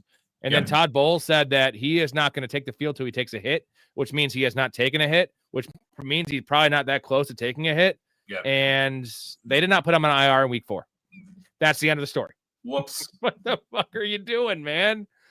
That's like literally getting a cancer diagnosis and like 2 years later on your deathbed being like, I should probably get some life insurance. Bro, like 2 years. What were you doing? Whoopsie. Fuck. When it comes to Sean Tucker, you certainly want him over White, but would it surprise you if White was the guy next week? Like we saw this from one game from Sean Tucker last year. Yeah, it wouldn't surprise me. I think it's a 50-50 split is what it is. Even though this is like the game flow would suggest this is a Rashad White game story. And he had 0 receptions. Sean Tucker's running wheel routes, bro. Yeah, it's just one of those games where it felt like hot hand, right? And it wouldn't surprise me if Rashad White kind of took that back over next week and was the 1A again. Jeremy says the Panthers will beat the 49ers. You can believe that. The Panthers offense, first of all, the Panthers offense looks halfway decent, but the 49ers offense looks better with Pearsall and Purdy back in the lineup. Like everybody was clamoring for Mac Jones, but man, Purdy looks miles ahead of Mac Jones. The difference with Purdy and Mac Jones is just more of a game manager. He's check down Susan. Like Purdy makes plays. Now he makes more mistakes, but he throws touchdown passes, right? He makes like explosives and he moves out of the pocket. Chad's in the chat here. Hopefully London is okay. Did London get hurt or something? Dude, he's going in for an MRI tomorrow on his knee. Get the fuck out of here. Oh, yep.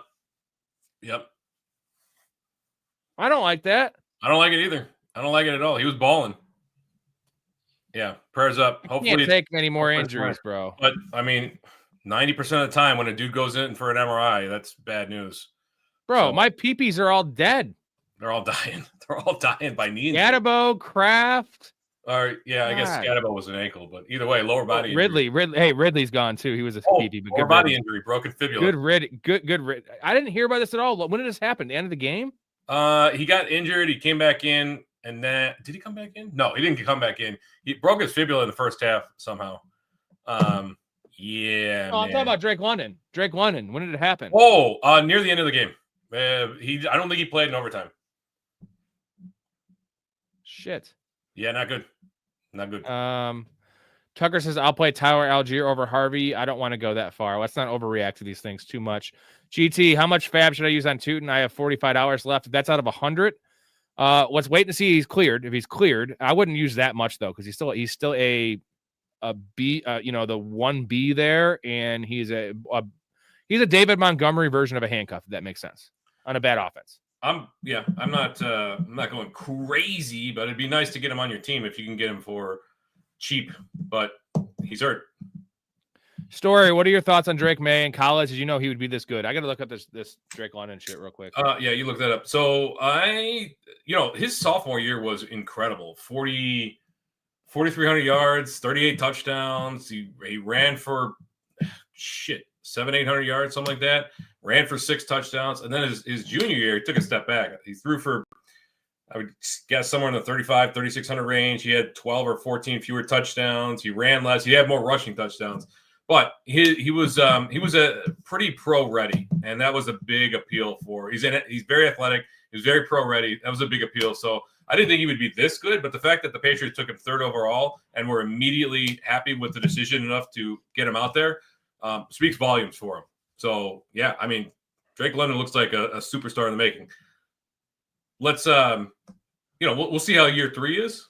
We've had a lot of guys that look good for a couple of years and fall off. We've had a lot of guys that look good for 1 year and then fall off. I can't wrap my head around what happened to Bo Nix. Like it's just he's got better weapons and he's playing worse. He is. I can because he's really erratic, and he was beating up on bottom feeders last year at the end of the year. He was terrible to start the year, which made sense because he was a rookie. His first couple starts, tougher matchups. Then he got more comfortable. Sean Payton, made the offense around him, and it was like literally 7 of 9 easy cupcake matchups. And I looked up Drake London. It says not believed to be serious, which is way better than the Josh Jacobs quote of not believed to be season ending. That is much more like worse, right? But here's the problem: is that the season's over for the Falcons. Right? Like, so what incentive does he have? 7 now, I think they are. Like, it's over. It's over for them. And dude, when they say not believe to be season ending for Josh Jacobs, the Packers have eyes on the playoffs, so they might keep him out until week 17 or 18. Well, eyes in the playoffs, dude. They better fucking get their shit together because they're right in there with the Panthers right now. You know what I mean? It's not like they're world beating right now. Like they're not doing well. Yeah, they're barely beating bad teams. Tyson says O'Connell made Kirk Cousins above average and JJ looks doo-doo. That's literally the intro I had. He's a pile of shit. I still have hope, maybe. Do you still have hope? He cost me my Justin Jefferson back, God damn it. Yeah. Do you still have hope for Justin Jefferson? Yeah, I do. Not as much as I did last night, though, or nights ago, whatever. Gabriel, McCarthy, and Shador. That's terrible. It's so I don't want to watch them at all. There's been a ton of bad quarterback play this year. I can't get over the fact that like quarterbacks are going into halftime with 50, 60 yards passing this year. What the hell is going on? Like you're a professional NFL quarterback. You're getting paid to throw the ball and you're going into halftime with 65 yards passing. And it's happened to multiple quarterbacks every week. Like the offense this year is just, some of them are just atrocious. We got I think Shador Sanders in the chat. Read this comment. What the hell are you talking about? It was his first time playing with the first stringers, the first team.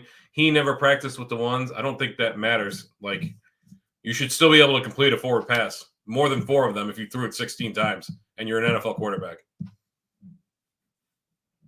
He's awful. I don't. There's no excuses there because the eye test is terrible. You said it coming out. I said it coming out. Yeah. Sorry, give me 1 second.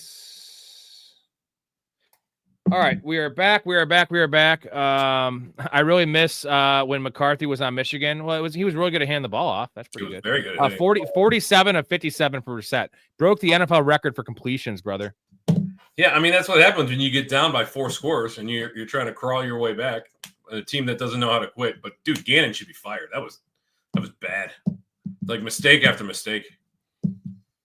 Thoughts on the Chiefs? I'm not very worried, but I don't know what's going on offense with them. It's just the NFL this year is wicked. Like the defenses have adjusted to. We saw offensive explosions in 22 and 23, and defenses are smart. Like it swings back.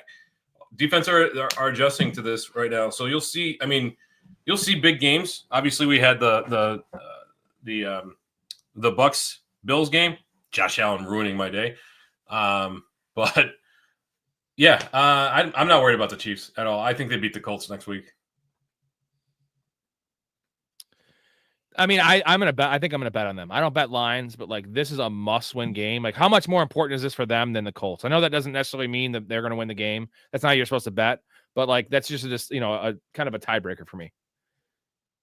What about the line will be? They're at home, right? Is it gonna be like -6? -3.5.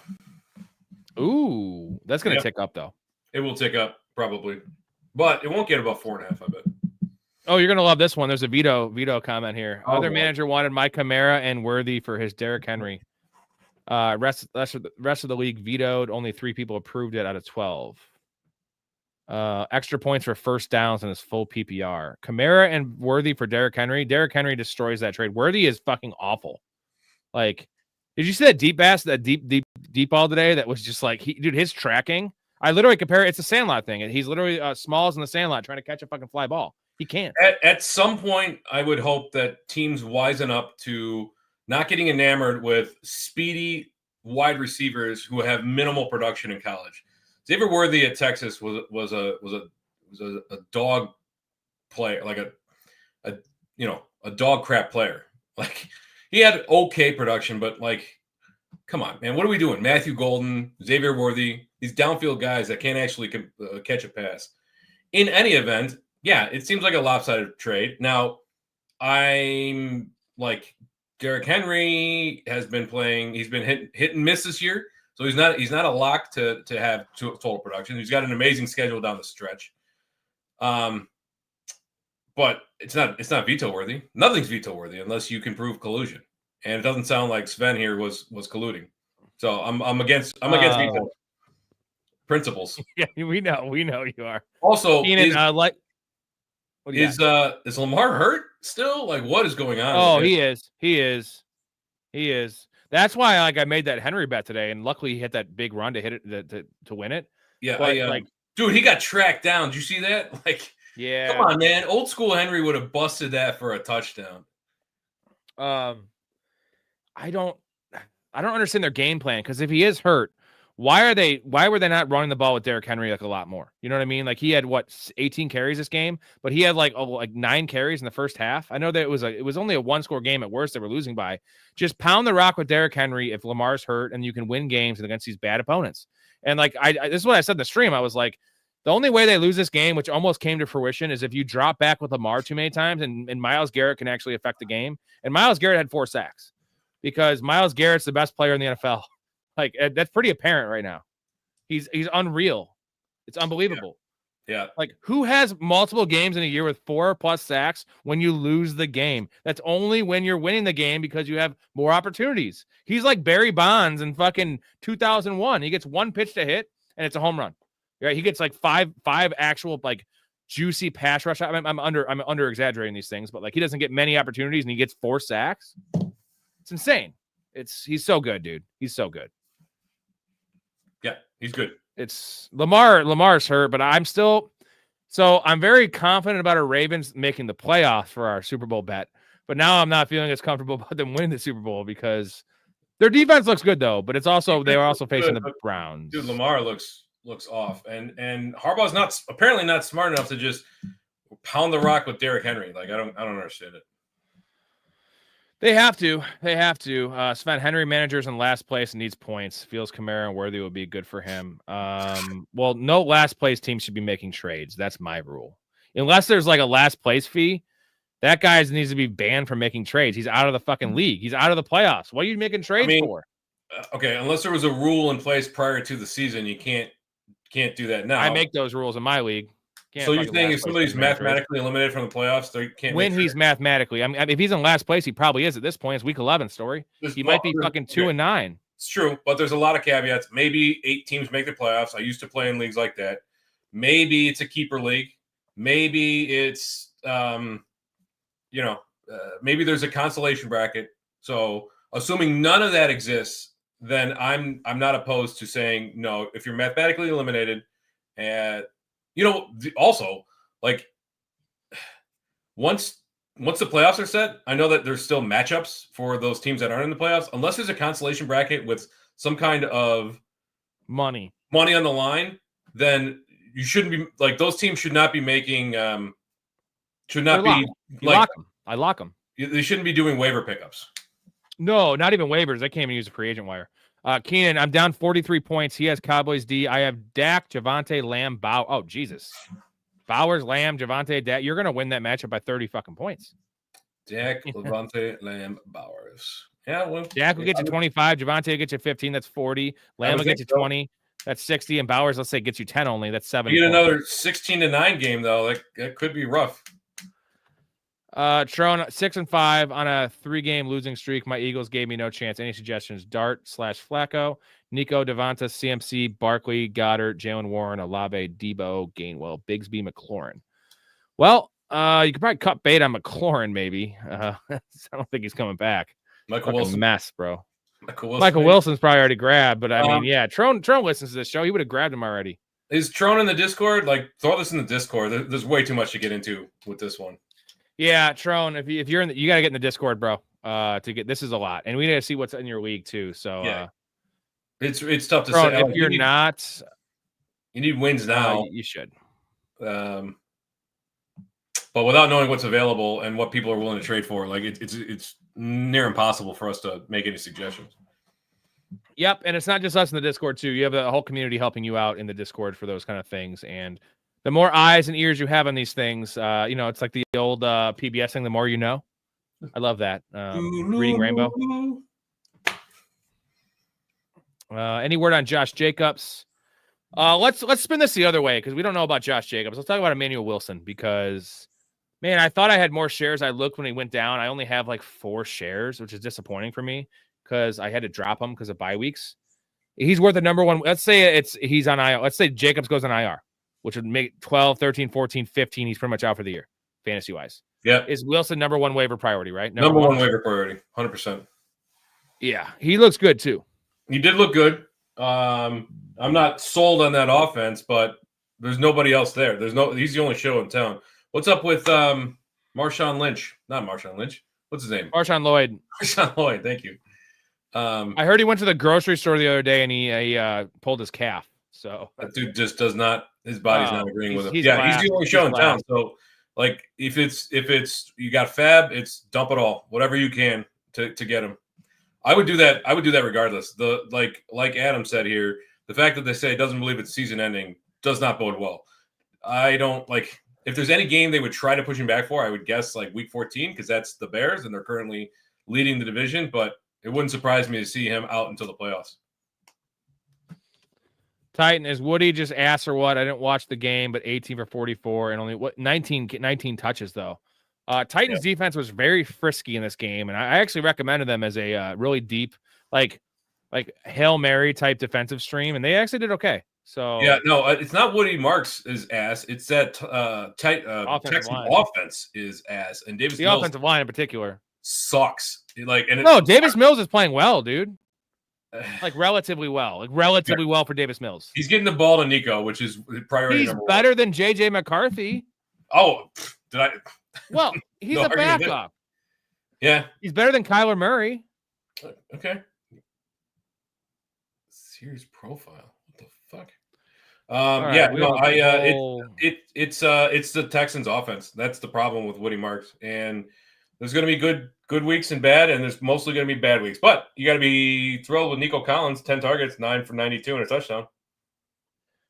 Gentlemen, I love the competitive and Jalen Hurts banter we always have in here, but it does clog up the chat. So this is more of a Discord conversation, just because I'm not going to put your Jalen Hurts top 3, and then Chaz is saying he's this, and someone's saying the offensive coordinator. It's just a lot to go through. Do you see Jamar Chase spit on somebody? Is that true? I didn't see the video. If he did, then I put it at about a 90% chance he gets suspended. I'll tell you what, though, this is my conspiracy brain. If Joe Burrow's back and the Bengals were heavily in a playoff hunt, I don't think he would get suspended. And I know that that's not how the NFL purports to do business, but come on, GT, thank you for the super chat. He's just trying to build up this next chug. I'm drinking fucking Oktoberfest, which is just a hard chug story. A hard chug. I'm used to drinking Keystone and shit. So Jamar Chase. Do you know who the original spitter is though? The most famous original spitter. I can give you the sport if you need to. Keith Hernandez. That is one. No, That's Loogie. So that's the most pop culture, but like this was not before that, but like that was not real. Give me the real original spitter. It's baseball. I don't know. Roberto Alomar. He spit in the umpire's face. Yeah. Yeah, like 1992 or some shit. Shouldn't be doing that, Roberto. My dad always hated Roberto Alomar after that. He's just like, that's the most disrespectful thing you can do to another man. And it is pretty disrespectful, bro. Like, punch me before you spit on me. That's the most disrespectful thing? What about, like, slipping a finger in his butt when he's not looking? Well, he could be gay, and he might like that. I'm saying no one likes getting spit on. That's true. I don't know. I've had girls that like getting spit on. You ever had one like that? No, I haven't. I'm pretty weird. They're like, spit on me. I'm just like, all right. Dude, most kinks come down to either I'm the boss or you're the boss. That's what is the not another teen movie where she's like, I want you to shit on my chest. Remember that? And she's like super pissed that the guy didn't shit on her chest. I saw that movie. That's a little long. Okay.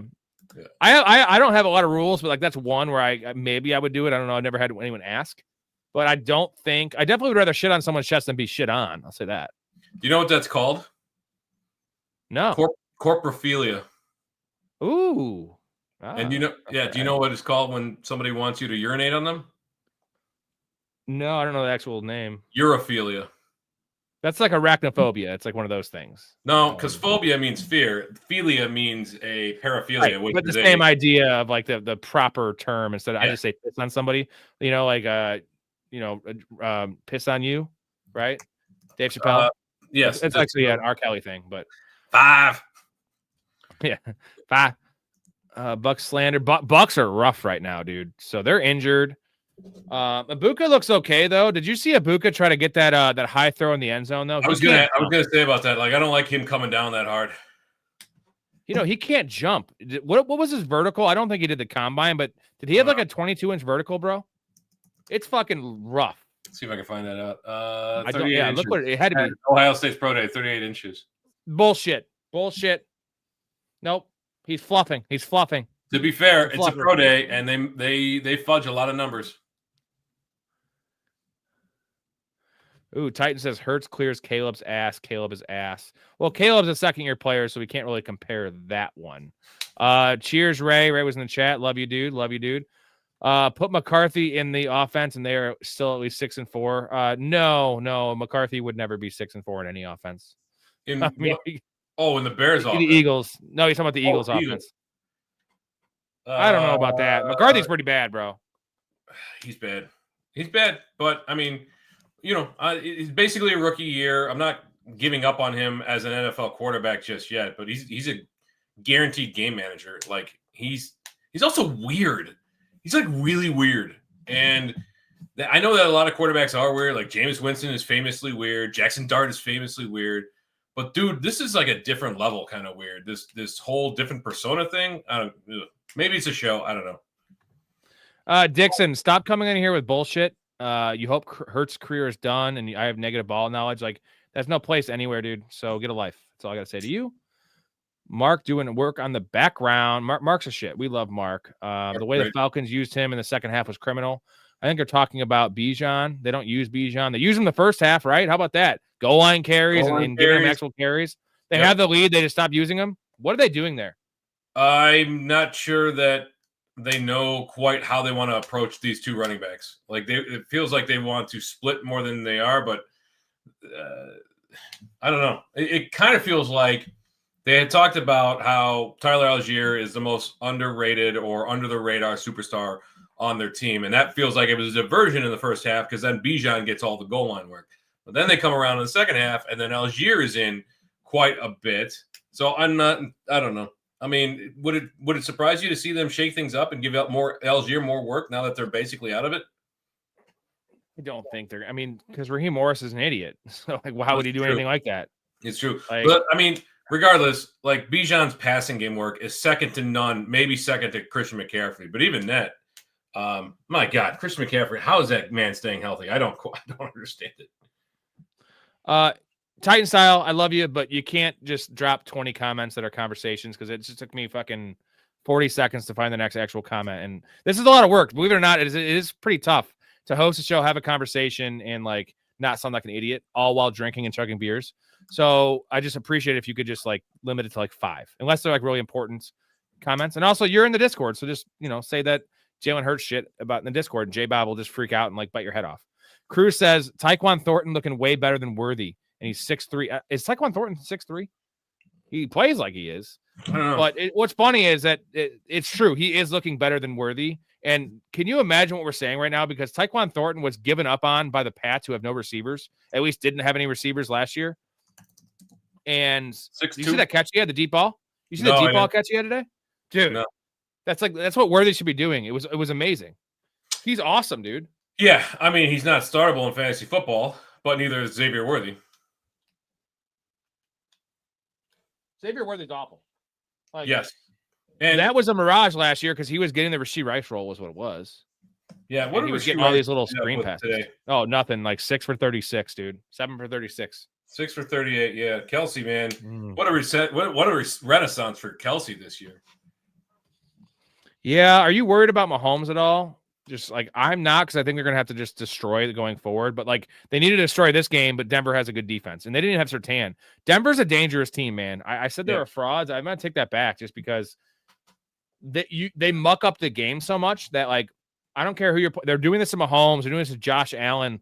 Like any good quarterback, they just like it's like kind of what the Eagles are doing right now to these quarterbacks. And they just need Bo Nix to do just enough.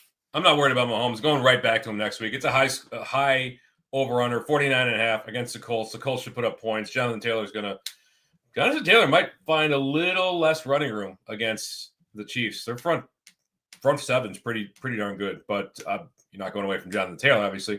So, no, I'm not worried about Mahomes. If Chase is suspended next week and London is hurt and Waddle's on bye, Ridley broke a leg, I literally have no one to play. We will find you guys to play. We scrounge the waiver wire for these guys. Not Dante Thornton. Michael Wilson. Michael Wilson's got to be owned, right? He's owned in every league. If not, he's a waiver claim. He's a waiver claim. I have him in every league that I needed him in, I guess you'd say. God, that was so nice. Like he just watching that, because that game wasn't on Red Zone very often, even though it was actually a pretty high scoring game, but they were focusing on other games. So I was just looking, and it was just like Michael Wilson had a drive where he had 3 straight receptions. He also had a drive where he had a 28-yarder and a 36-yarder. I was looking at my phone. I'm just like, whoa, Michael Wilson, Buzz your girlfriend, anti-woof. But like Buzz your girlfriend hot. Woof. Buzz your girlfriend. Woof. What a guy, man. I liked my Parker Washington call for those 2 weeks. That was pretty impressive. This is 10 times better because he put up Parker Washington's numbers in 1 week. 2 weeks of Parker Washington, 1 week of Michael Wilson. Drop Harvey and White for Tucker and Wilson. We're not dropping Harvey. No, not dropping RJ Harvey. It doesn't look great. Like it's not going to be Travion Henderson, right? It's not going to be what we saw. No, it's not going to be Travion Henderson. It's a tough Chiefs defense. That was a weird game. I'm not worried too much. Like J.K. Dobbins isn't coming back this year, so what are they going to do? They're going to run Jaleel McLaughlin out there a ton. Like I'm happy to have Jaleel McLaughlin if you're in a super deep league, but it's Harvey's backfield for the most part. They're going to split. They've always split there, so it's just down game. We see it often. Jalen Coker looked good, but here, don't chase the numbers from Leggett and Coker because Bryce Young threw for 455. Like that's never happening again. Like you're lucky to get 220 from Bryce Young. He was literally averaging like 160 yards, right, Story? Yeah. Let's not go crazy, especially with Leggett and Coker. Ted McMillan looks good. Ted looks great. Ted looks great, man. He looks good in the red zone. He looks athletic. He looks savvy. He's actually beating zone, which my worry with Ted coming out of college, and correct me if I'm wrong, was his ability to beat zone and to be savvy and settle down in zones. And he actually was like doing that. He was running these really, really nice, big in-breaking routes and like, adjusting his route. And the timing with Bryce Young is another thing, but like, that's impressive stuff because, he's a good man beater. He's a good deep threat. He's a good red zone guy, but he's doing the other things right, which I think Ted McMillan next year, if they figure out the offensive line and maybe get another quarterback in there, he could be a wide receiver 1. Yeah, right. I think this was a breakout game for him. I'm really excited. I was trying to trade for him before this week. Didn't manage to get it going. Too late now, bro. Yep. Cruz says Stanley Steamer is a dump on the chest, so it's called the Stanley Steamer. That's right. Colloquially, yes, it is, and within urban circles. But I'm just giving you the official DSM name for it as a philia, as a paraphilia. Paraphilias are sexual proclivities, right? And so this one is called. Hold on, I got one for you.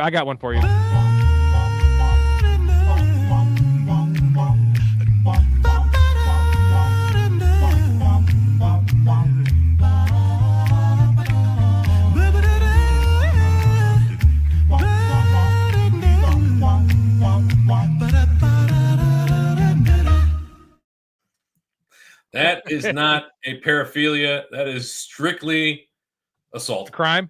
Yes. Yeah. Story knows too much about this shiza porn. Shiza. I took an psychology class in college. Yeah. I was going to say, Story has 4 degrees, so he knows a lot about weird shit. And so do I, but he knows like the proper terms. I will just give you like firsthand knowledge about experiences I had in life about these things. Yeah. Right? This is why it's a nice combo. Can't help it. That's why it's a nice combo, man. Real quick, funny story. It's not actually funny, but I had a guy I knew growing up, an older brother, a friend I had. Remember Mancow? Mancow was huge in Chicago. Yeah, Mancow in the morning. Yeah, and this friend of mine, his older brother, got like busted for like bestiality, bro. He was like banging someone else's cat or something, dude. And like Mancow did a whole thing on it. Like, so like not only did he get arrested, like Mancow did a thing and like put his name out there. Fucking hilarious. Like terrible for the cat, but I'm not really a cat person, so I wasn't too upset. I like animal rights. I'm an animal rights person, but not cats. I'm more of a dog person. Good. So it's an urban legend, but there might be some truth to it. Do you know how the myth or the tale of Scottish people being intimate with sheep came about?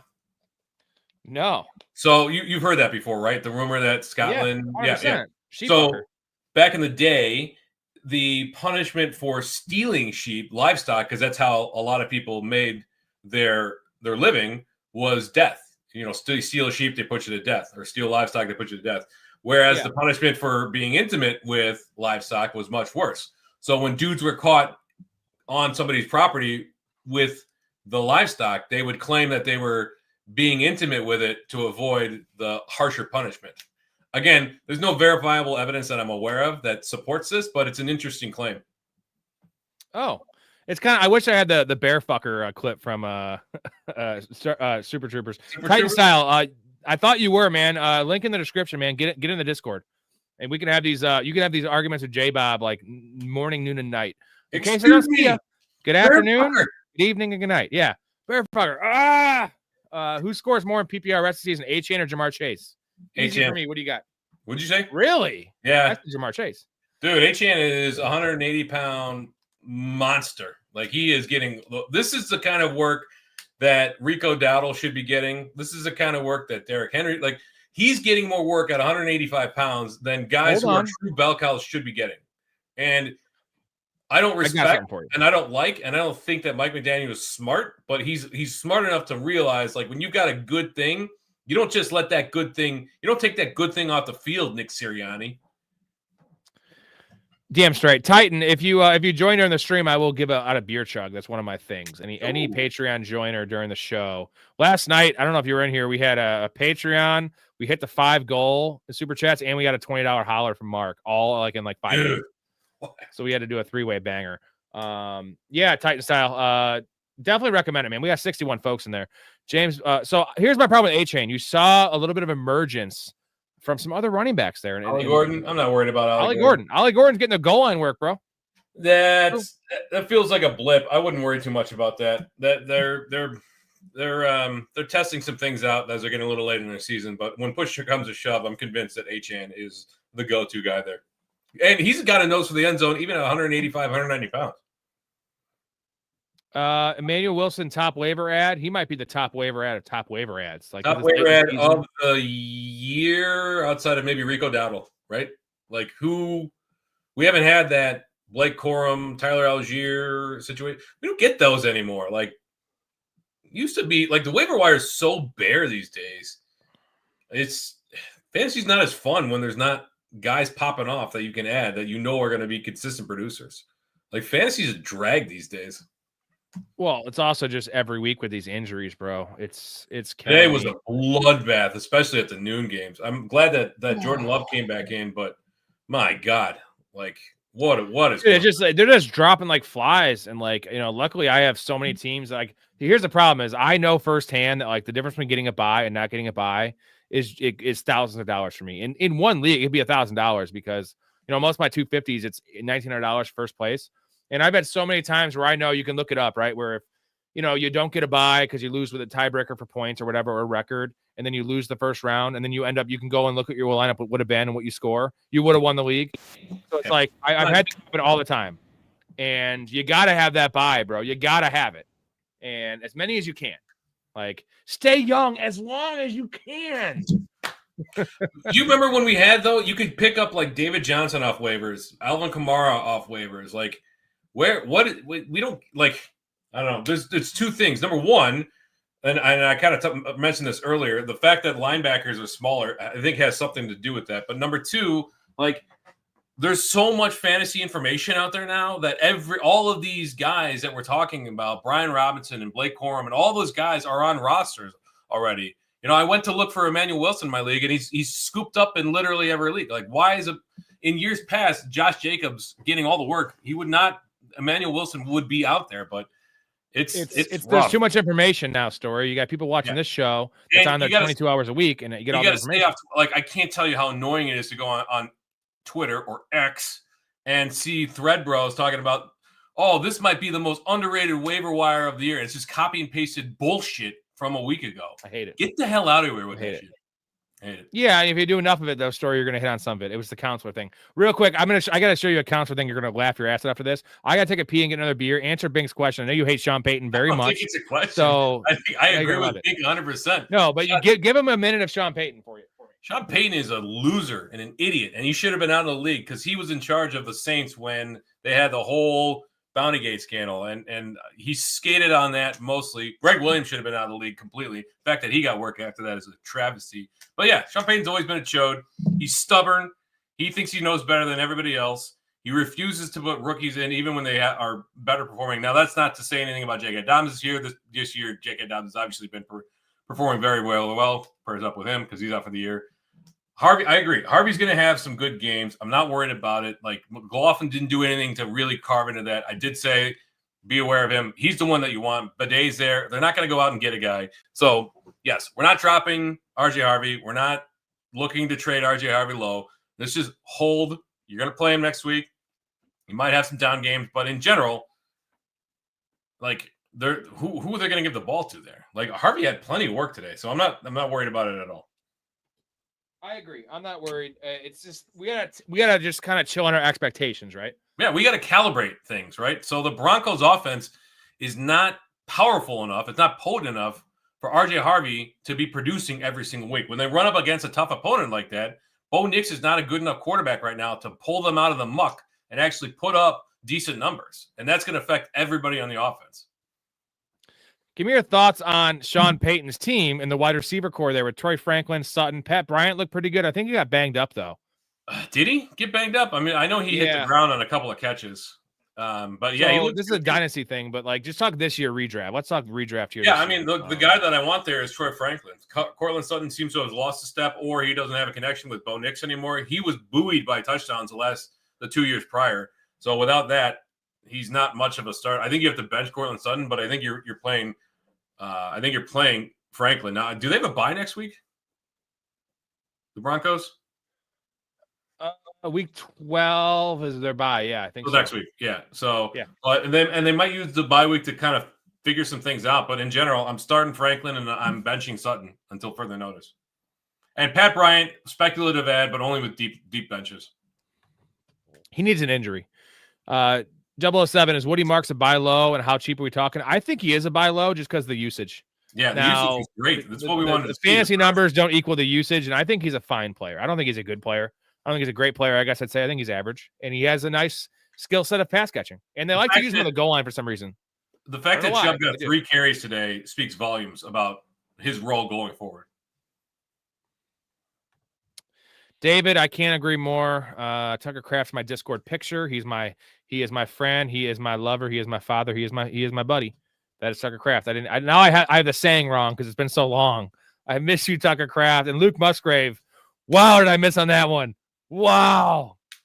He's bad. Caught him. He's really bad. Gone, man. Yeah. Guess we're rolling with Theo Johnson for the rest of the year. You'll never have mass appealing talking about chest dumps and banging cats. You'll never have a show on ESPN like Matthew Berry. Dude, Matthew Berry's show's terrible. So if you want bad advice, like Matthew Berry sold out and just hasn't given you shit in 4 years? Story. Matthew Berry used to be Mr. Roto. He was good. I don't watch any fantasy shows on TV. I don't. Well, I watch Matt Harmon because Matt Harmon's the shit. And is that on TV? I don't like. Well, no, I'm just saying, yeah, it's not on TV, but like, that's fine, dude. I'm also on here. Here's the difference, Bink, is I'm on here 22 hours a week, 7 days a week, 22 hours a week. So you're gonna have some chest dump conversations because we're doing 3. This won't be 3 hours, but we got to fill it in with a little bit of entertainment. And if that's not entertainment for you, that's probably isn't the channel for you. And I'm sorry to break that to you, but I'm not going to change out who I am. We're entertainment. We're also knowledge. There's plenty of places you can get fantasy information, but I don't know. There's a ton of places that are literally going to answer every question. So, yeah, and tell you to pick up Michael Wilson like everywhere. I was the highest on Michael Wilson. I was the highest on Parker Washington 3 weeks ago. So we're not always right, but I think our hits are generally good. Also, my bets. What am I looking at now? We are 53 and 29. How'd it go today? Pretty good. I went 4-2 today, and then I lost. I fucking bet AJ Brown, and he had 12 targets, couldn't get 60 yards. Unbelievable, dude. Okay, so 12 targets for Amon-Ra St. Brown, 2 catches. What? Like what? Well, hey, that I understand because the targets were dog shit because Jared Goff had no footing under him. Like 12 targets for AJ Brown in a game where they were selling out to stop the run. You can't get 60 yards, AJ Brown. It's Jalen Hurts' problem too, but like, yeah. So anyway, we were 2-0 on Thursday, so we had 6-3 right now in the week, and I have George Pickens 66 yards tomorrow. There you go. So you know what? Let's go 7-3, and another really profitable week. So. Things happen. I mean, again, if I'm saying even 6-4, if that's a bad week, I'm doing very well. I mean, the way that Vic Fangio has this defense playing, like the Eagles' offense needs to be slightly above average for them to make a deep run in the playoffs, maybe get back to the Super Bowl. Like, Bink said he was being sarcastic about Matthew Berry. Okay, now I appreciate that comment because Matthew Berry's awful. Okay. Here's the problem with those guys. When they get a giant contract, that's why I love Joe Rogan. He got that giant money, like just to do his show, like regardless of what he does. And he's stuck to his roots. Matthew Berry got paid like $50 million. Do you think he's watching film? I would just be like on a beach and then like doing the show and then just being hammered. I'd be like Charlie Sheen the last couple of years on 2.5 Men. If you gave me $50 million story.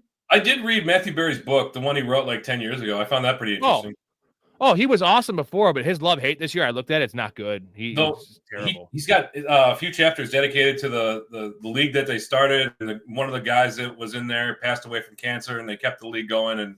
And anyway, it seems like I can dig it out. I'll loan it to you. It's a good book. Tiny Dancer looked very good today.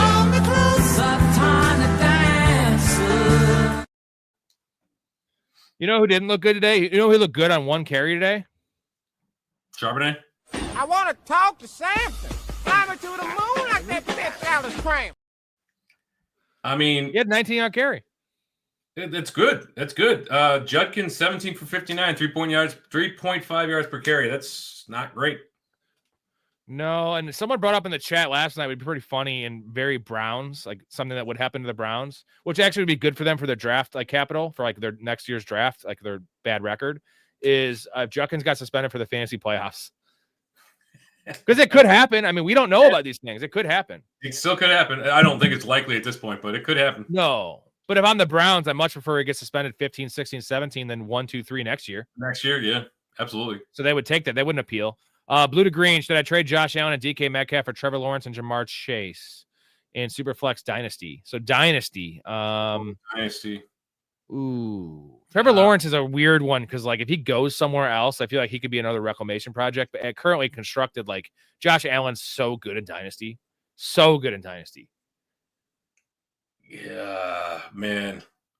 I don't want Trevor Lawrence. Because it's Superflex. No. The advantage that Josh Allen gives you over the other wide receiver or quarterback ones, it's not worth it. Try to trade McMillan. This is a good time to trade McMillan if you're going to trade him, right? Best time? I wouldn't trade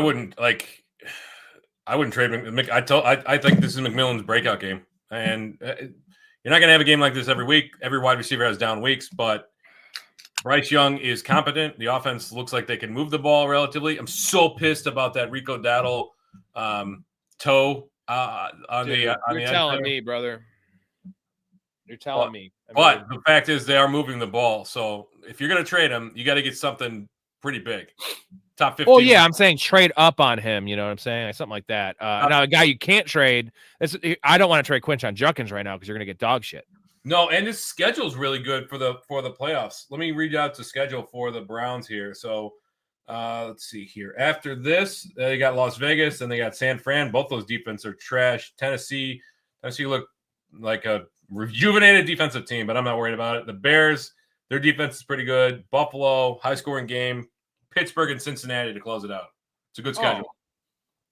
Quinshon Judkins, the key for him is same as Derrick Henry. It's not about the quality of the defense. It's about the quality of the other offense because he's game scripted out, right? As long as you can guarantee me the game's going to be within 10 points, you can essentially pencil in Quinshon Judkins for 18 carries. And you saw some of those carries he had in the first half. You see that carry he had where he bounced it right? And, dude, he's a playmaker. Like, you know how I was ripping on Henderson for, like, just running straight and scoring long touchdowns? Like, Judkins actually makes the most out of every carry, and he's a man. He's a full-grown man. You seen that clip of Mike Gundy saying, talk to me. I'm a man. I'm a man. I'm full. Yeah, Mike, didn't he die or did he get fired? Was it one of the two? No, he I don't know if he got fired. He got fired. He's still at Oklahoma. No, he got fired for sure. He's not. No, he definitely got fired because it brought up the it was Oklahoma State, right? Yeah, he's another loser. Jesus. No, I could have checked it down to Harvey so many times. We chose to spike it or take a sack. Bo Nix did a lot of those throwing it into the ground there. Bo Nix. Redux, what's up, fellas? What's going on, bro? I'm up 7 with Brock and CD versus Genty and Pickens. No, you're gonna win. Yourself. I mean, Brock is in CD. It depends if it's full. If it doesn't even matter the scoring, honestly, because you have two guys that are gonna have 14 catches combined. Pickens has been mediocre since CeeDee Lamb came back. Above average, slightly above average. What's going on, Cheerio? Jamison Williams, my goat. Thoughts on Jamison Williams? Because he was left for dead in the fantasy community. Yeah. I've been starting him every week. Just in our league story where it's at. I keep on starting him every week. Yeah, I mean, as long as Dan Campbell keeps calling plays, I think that you're starting Jamison Williams. But I don't think Dan Campbell is going to keep calling plays for the rest of the year. They haven't an offensive coordinator for a reason. Especially tonight was interesting.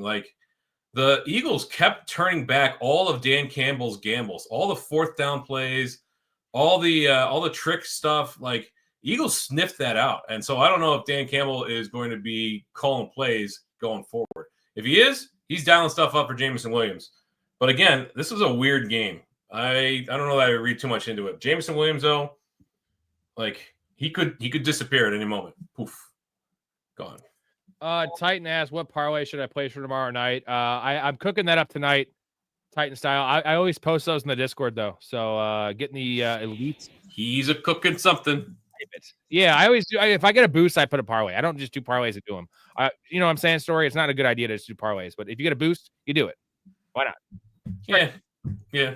Parlays, though, you're doubling your juice. Just be aware of that. Yeah, but I feel like the getting the boost kind of nullifies that. And that's why you got to go big time. That's why you got to do the $10 to win 1,800 or $10 to win 800. And then you got to win 3 a year. I've won 5 this year. So your goal should be with the boost to make it so that your expected value is such that it covers the juice.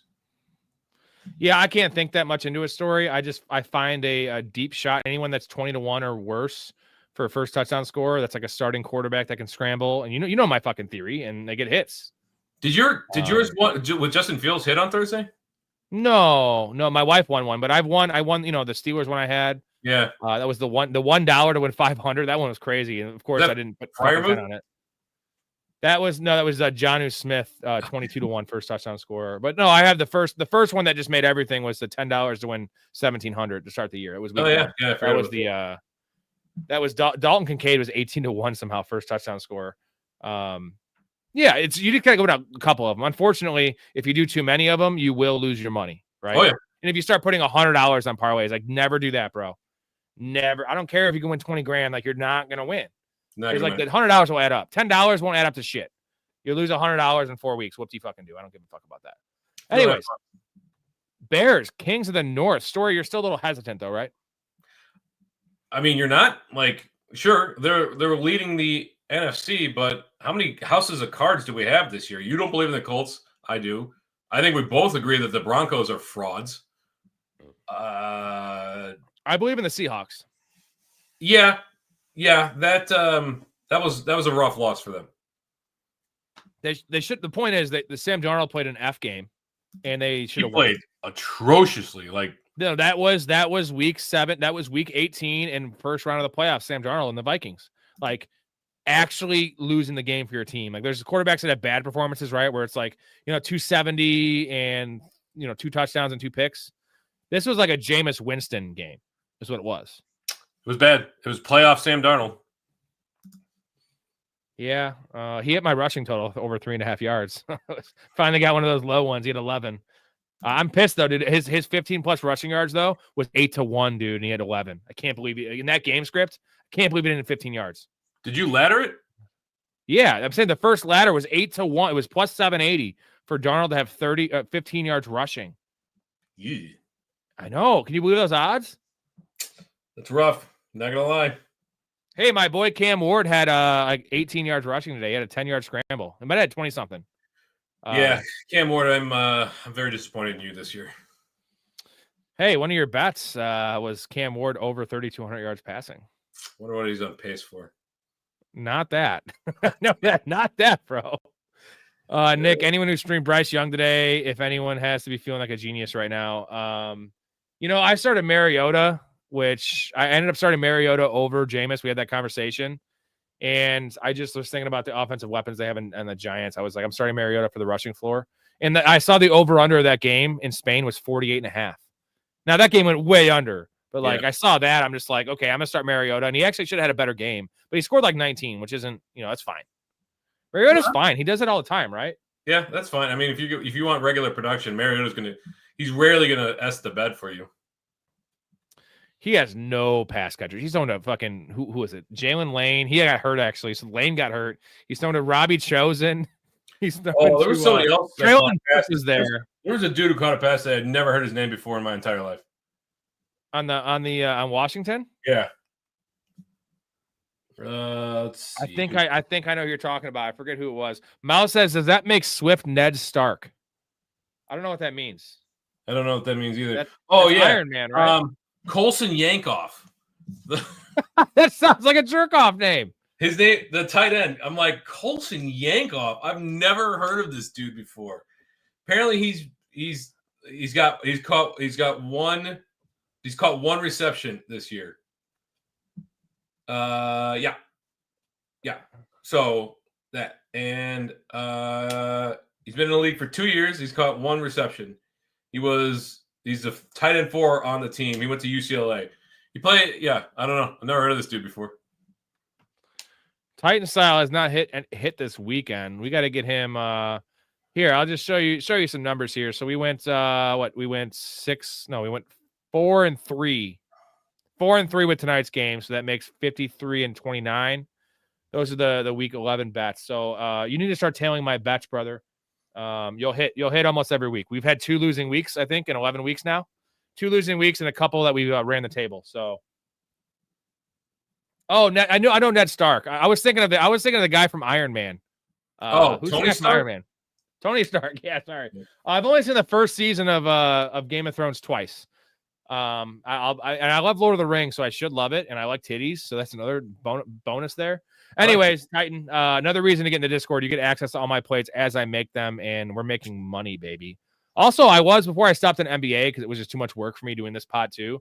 27-11 in NBA to start, which is I noticed you weren't posting NBA stuff during the week anymore. Oh, I went 1-5. I went on one. The lines caught up to me. The first 2 weeks, I was so sharp on those just because they set them on last year's averages and they adjusted them. And I went 1-5. I lost a bunch of bets by like 1 point.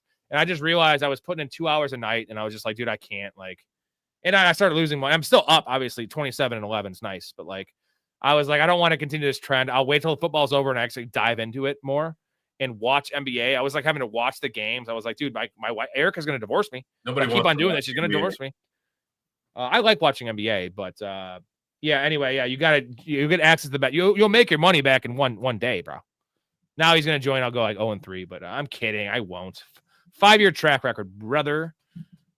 Story also is a college football expert, so that is true. That is true. Yeah, it's very true. Let's see. I think I missed a couple comments here. Oh shit, I owe a chug too. Swift. You've never seen? Have you seen Game of Thrones? Story? No. I've been told that it is a must watch.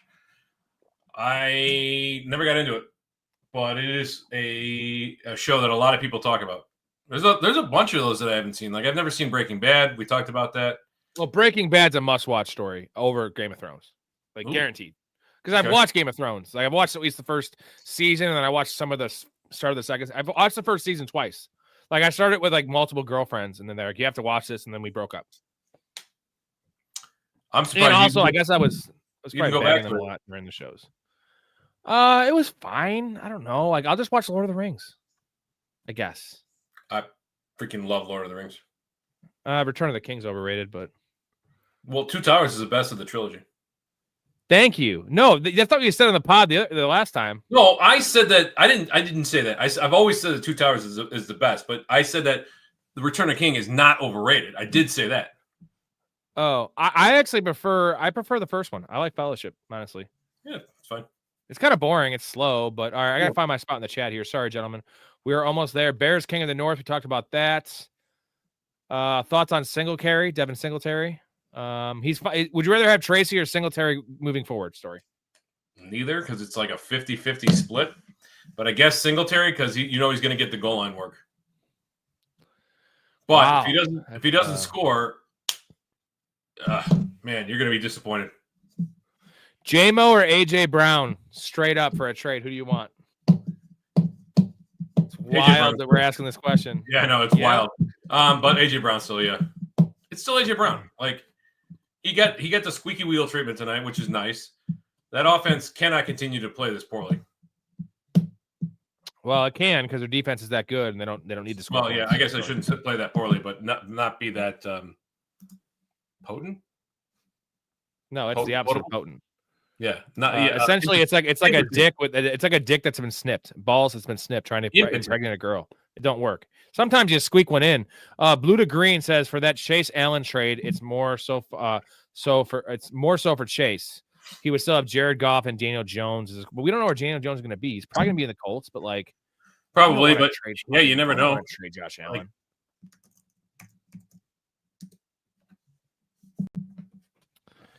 J Bob in the Discord is scared Dak isn't going to get his projection versus the Raiders. Dak is fine. Like it's the Raiders, dude. Dak is coming off a bye with those weapons. Yeah, but like you had talked about, if that Raiders offense doesn't perform now, unfortunately they're against the Dallas defense, so they should put up some numbers. But I don't trust the Raiders for squat this year. No. I mean, they're terrible. At home, they're a little better, though. My trade, Phantoms, MVP, by the way, a Patreon member in the Discord. Appreciate you, bro. My trade for Sutton and Ferg, he traded Sutton and Ferguson for Bowers is looking pretty nice, considering I flexed Michael Wilson because of that trade. Flex on them, baby. How nice is that story? Like, isn't that awesome when you make the good trade, and then like the flyer you pick up, whether it's a bye-week flyer or just a guy you have to stream now because you upgraded tight end, just goes off and just shits on everyone's face. It's amazing. Yeah, no, it's pretty good. Got to be pretty happy about that. Yeah, I am. Yeah.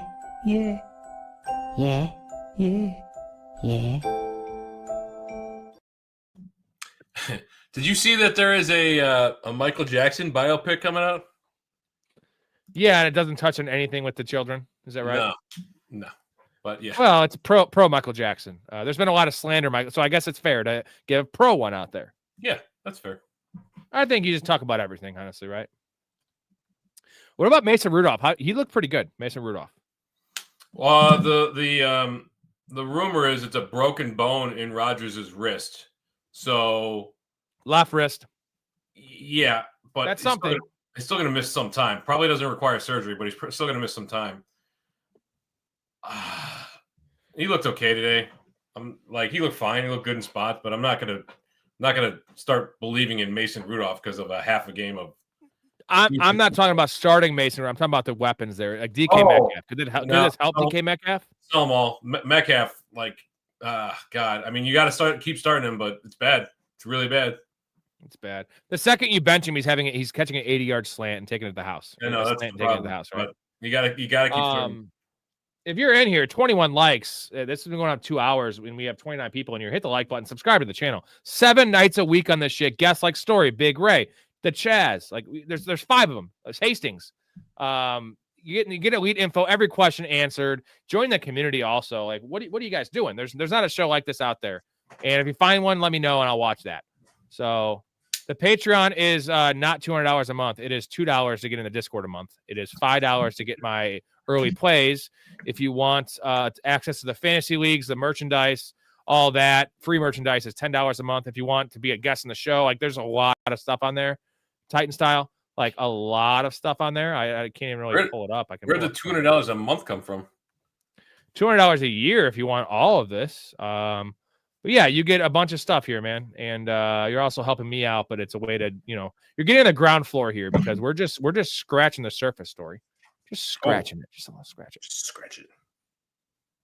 Yeah, 200 would be crazy. Jay does 10. Yeah, some guys, if you want to be on the show, if you literally want to be a guest in the show, we've had 3 different Patreon guys on the show multiple times. That's $22 a month. You get everything. You also get personal coaching from me. I will help you through your drafts next year. Story, I'll help you. That's not even talking about the Discord. That's elite level stuff.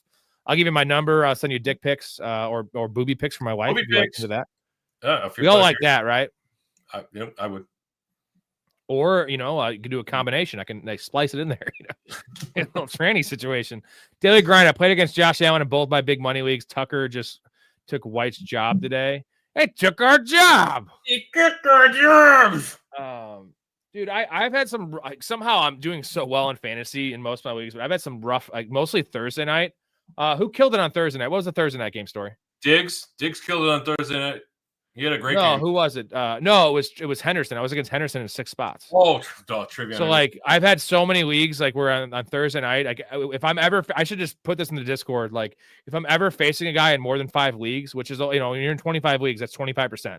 I'm in 12-man leagues. I should face a guy twice, technically, in twice a week on average.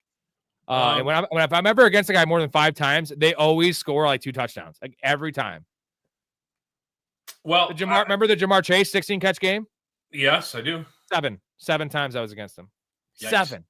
7 miles an hour. I don't think that Sean Tucker stole Bucky's job. We saw this last year. Dude went. I was just pulling it up. No, he said took White's job. He took White's job. No, I don't think that's true either. He had what did he do? He went. I'm trying to pull it up because remember he had that big game, 14 carries, 136 yards, and a touchdown. Didn't play the next week. Week after that, 1 for 3. Week after that, 1 for 4. I don't think it's. It's not one game. It's unless we see a Rico Dowdle situation. I'm not buying it yet. Right. He's earned a role though. If you already have one, he's absolutely earned a role, and a lot of that has to do with the way that White has taken a step back. But it's not a Tucker first thing. Well, here's the biggest problem: is when and if Bucky comes back, the ancillary piece will be Rashad White because Bucky Irving's an early down back. Now, still a good pass catcher, but Sean Tucker is not going to be taking early down work from Bucky Irving. I don't think he's taking goal line work. You know what I'm saying? So Rashad White goes back into his 40% snap share. I'm with you 100%. It'll absolutely default back to the way it was prior to Bucky if he comes back, when he comes back. Titan, I would send away JMO for AJ then. You want to do that, right? You want AJ Brown for Jameson? I would trade away Jameson Williams for AJ Brown straight up right now. Even you're not worried about the fact that Sam Laporta's an IR, and this just means a lot more target share for JMO. Sam Laporta went to IR? Yeah, he's out. He's on IR, dude. What the heck? What is going on this year? Like, Duke Hear gets a that? little injured, I know. and then the next A thing little you know, back injury. He finishes the game. Back injury, dude. It's literally the Trey Benson thing, right? He finishes the game. Oh, his knee's nicked up. Oh, he might miss this week. He's week to week till he's IR. Like what? I don't understand what's going on this year. Like, how many dudes finish a game and the next thing you know, like Dobbins, Bucky, or like the next thing you know, he's on I don't. This is a weird year. I know. Yeah, no, I'm not. Does that change it for you? No. It's closer, but I still want AJ Brown over Jameson Williams the rest of the season. By the way, I bet Tesla's yards tonight. You know what Tesla's yards were set at tonight? 15.5. 6.5. 6.5. Dude, he ran like 25 routes, 0 catches, 2 targets. That's rough. It was a rough. I know. I laddered. It wasn't a play. It was a half unit. It wasn't like a big play. Still $75. And I'm just like watching. I'm like, he's out there like 50% of the snaps in a good game script, and like he's a good player. I mean, he's not a proven player, but I think he's got some juice. I know he didn't do much in college, but like he don't buck you story. That's a perfect ladder opportunity because like 30, 35 or 40 yards was like 7 to 1. I was like, that's one play, bro.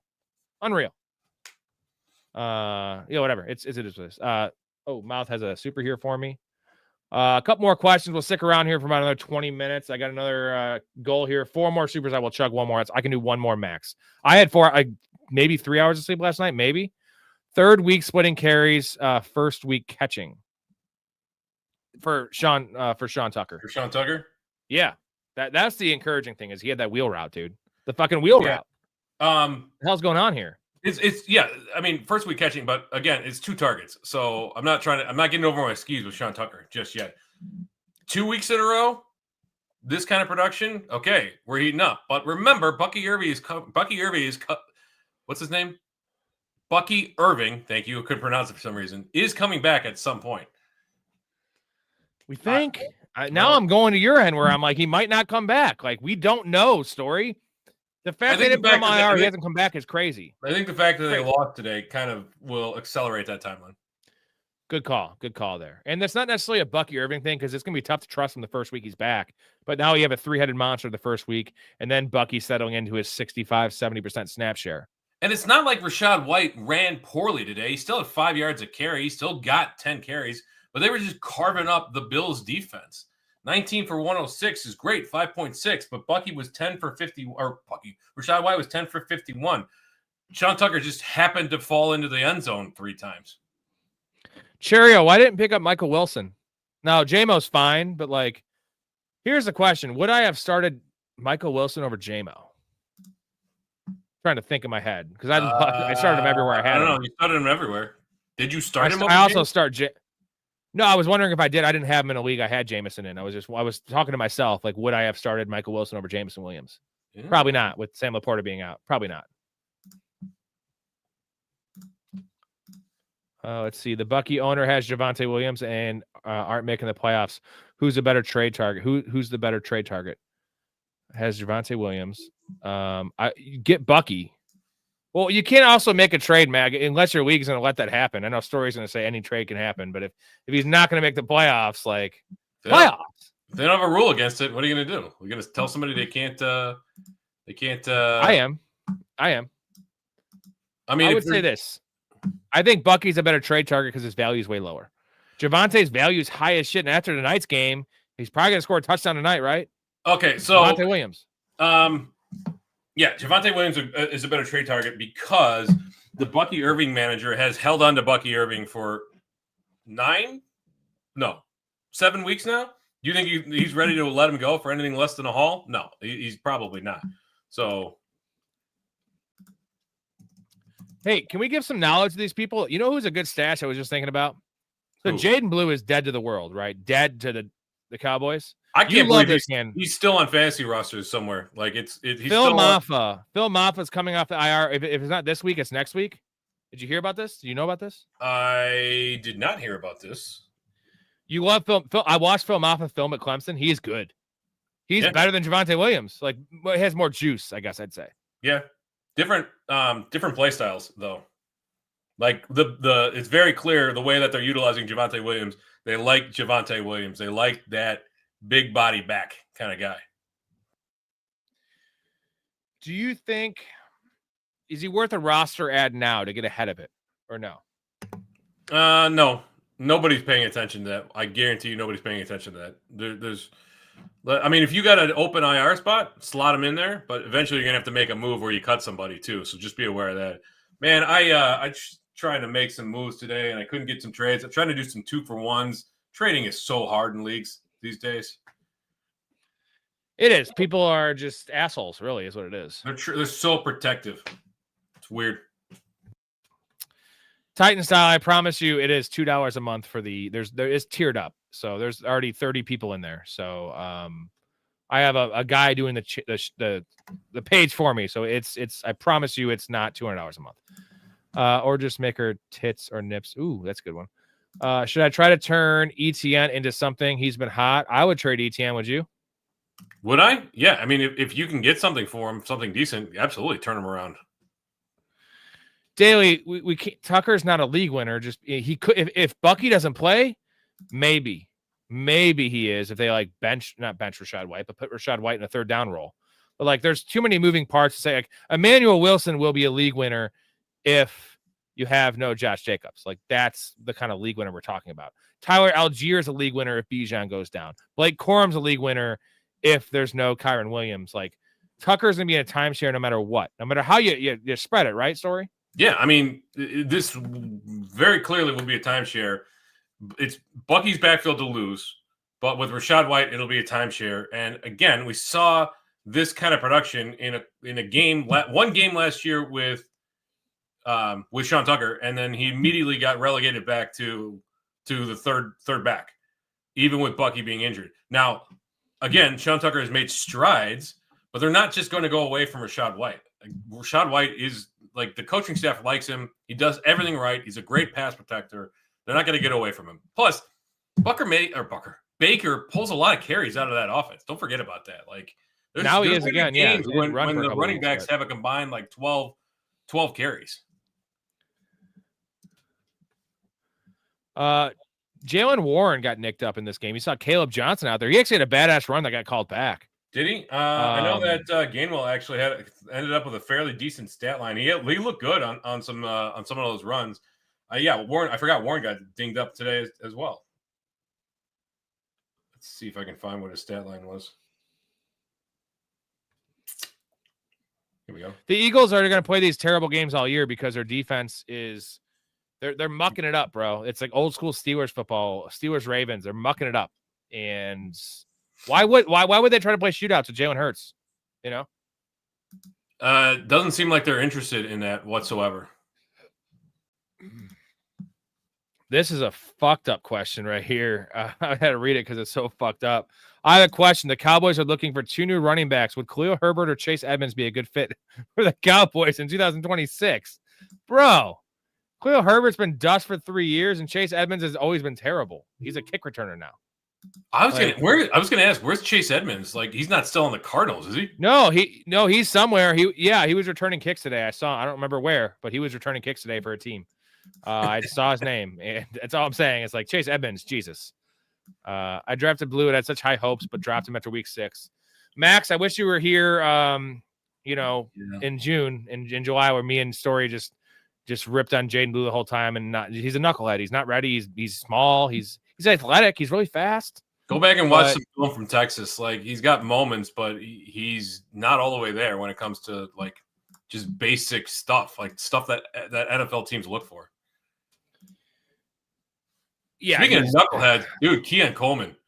Oh man. Well, you know what's the worst part about that is though? Like, I just assumed it was because his play that they gave him a healthy scratch, which it could. Story. It's been so bad it could actually be because of his play, but he missed a meeting. So it's like the two things. It could have been because of his play, but it was because he missed a meeting. It's both. So you think he sees the field next week? Yes, but he's on very thin ice. You don't like if CeeDee Lamb missed a meeting, he's not getting benched. If a mid-tier guy misses a meeting, he might get bench for a half. The fact that they made him a healthy scratch, he's on extremely thin ice. They played Gabe Davis. That's all I got to say. That good. It's not good. That good. Stella or Peroni? I like Stella, but Peroni, man, that's a good beer. Like Stella's my go-to when I don't want to do craft beer. I don't want to do like light stuff. Stella's my go-to because everywhere's got it. But if you can find Peroni, I know I've got it. Like Peroni's a great beer. I don't like the mid-class of beers because you got to pay for it. You know what I mean? Like, give me a shit beer on special or give me something really good. You know what I mean? I'm an all. Yeah, I want give me a Coors Light or some shitty beer. Busch, I don't care, but for like $2 or $3 for like a tall one. Or give me, if I'm gonna drink good beer, I want to get like a fucking awesome craft brew. Like I'm all or nothing kind of guy. I want value so I can pound them, or I want something tasty that I can that's gonna hit me. That's strong. That's delicious. That's hoppy. Hoppy. Now, if Stella's free, like if I go to someone's house, I'll have Stella's all day. I don't mind them. I'm just, well, how much is it for a 12-pack? It's like $19, bro. $20. Fuck that. I haven't bought a 12-pack of Stella in a while. I'm saying, give me a 30 rack of Busch for fucking $17. Don't you not pay for beer because your brother-in-law works for some distributor or something?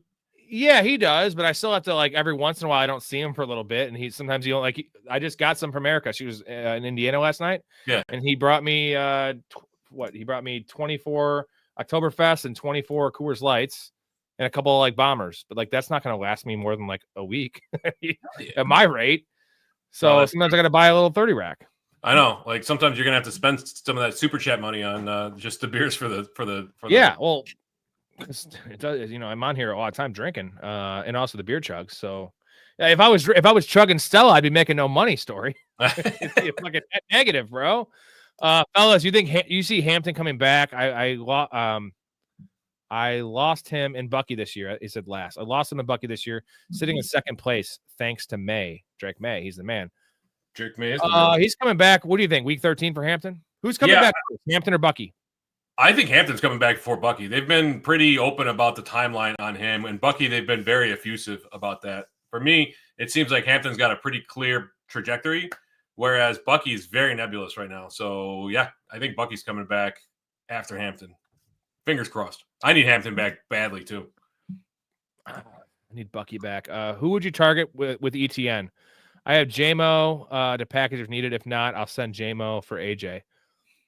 You could do JMO and ETN right now and try to get yourself. I'm trying to think if you're already getting AJ for JMO, who's a name we're thinking? It's a wide receiver he needs. Chris Olave. For ATN, that might be too much for Olave. Yeah, too much. I just go JMO for AJ, bro. Yeah, I would just do that. Yeah, I would do that too. He has Swift.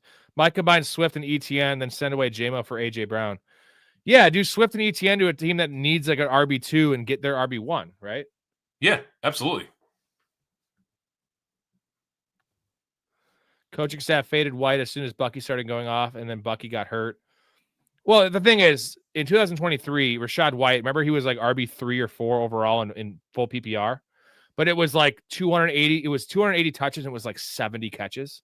And it was 3.7 yards a carry story. And just it was just a strict volume. It was all it was. It was just volume, right? And availability, which is fine. He's a versatile guy. I kind of liked him more than most coming out of college. And he just hasn't shown to be that player. I almost thought he comped as a taller, thinner version of Le'Veon Bell. That's actually what I comped him as coming out. That has not come to fruition because his running style. He's got that running style. Rashad White at Arizona State was an absolute rushing monster. Right? Now, his receiving was outstanding too, but he was a rushing machine there. So the fact that it didn't translate to the NFL was super disappointing. Huge PPR back when he came out, but he just wasn't sustainable. So it's a bummer, but don't be sad because it's over with Rashad White. Be happy because it happened, or whatever that saying is. Offer ETN and Swift for JMO and Bijan. Well, I mean, you're not getting that done, brother. Yeah. Offer it. Yeah, why not? Fuck yeah. Maybe the guy's drunk. He accidentally clicks accept. But yeah, you can't. Even ETN and Swift is not enough for Bijan alone. So, it's ETN and Swift or JMO for Bijan. It's 2 for 1. Okay. Yeah. ETN and Swift. So it'd be ETN and JMO for Bijan. I mean, if you can get that done, I doubt it gets done. You got to add something else. I don't think so. Like, I really don't think so. That'd be tough. IPA for me. Is it amber for you, Story, or you're an IPA guy? Amber. I'll take an amber ale over IPA. Like, I'll drink IPAs. I'm just not a huge like hoppy guy. I don't like bitter stuff. Thank you for your super GT. GT's trying to fund the. I have 3 more to get this last chug in. GT is personally funding your rehab assignment for all the super chats. Favorite Mexican beer.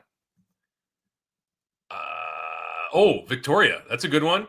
And Modelo Negro. Those are 2 really good ones. Did I ever tell you about the time that I accidentally bought the Coronitas, the small ones? Yeah. And I thought, I was like, they were cheap, right? I was like, oh my God, there's a good deal on Coronas. And I get home and I put the lime in and I didn't notice it. It was when I smoked weed, I was high. And I'm drinking it and I'm like, my hand is huge. I'm like, what's going on here? And I was like, this is small. It's 8 ounces. And like, you know how fast I drink, Story. So like an 8-ounce beer, I know it doesn't seem like a big drop off from 12 to 8. I drink them in like 3 drinks, like casually sipping. Lasts me 8 minutes at most. And I'm just like, dude, my whole table, like Erica comes home and she's like, what the fuck is this? There's like fucking 14 little tiny glass bottles. I'm like, I'm still sober. They're Coronitas. Coors Banquet's good. Indica or sativa. Story, when's the last time you smoked weed?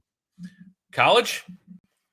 Jesus, you're an old man. Yeah, I smoked weed with a couple of guys from my cross country team after the season once. That's the first and only time I've smoked weed. And then I did a gummy once. But I didn't realize it was a gummy at the time. They had I can't do edibles.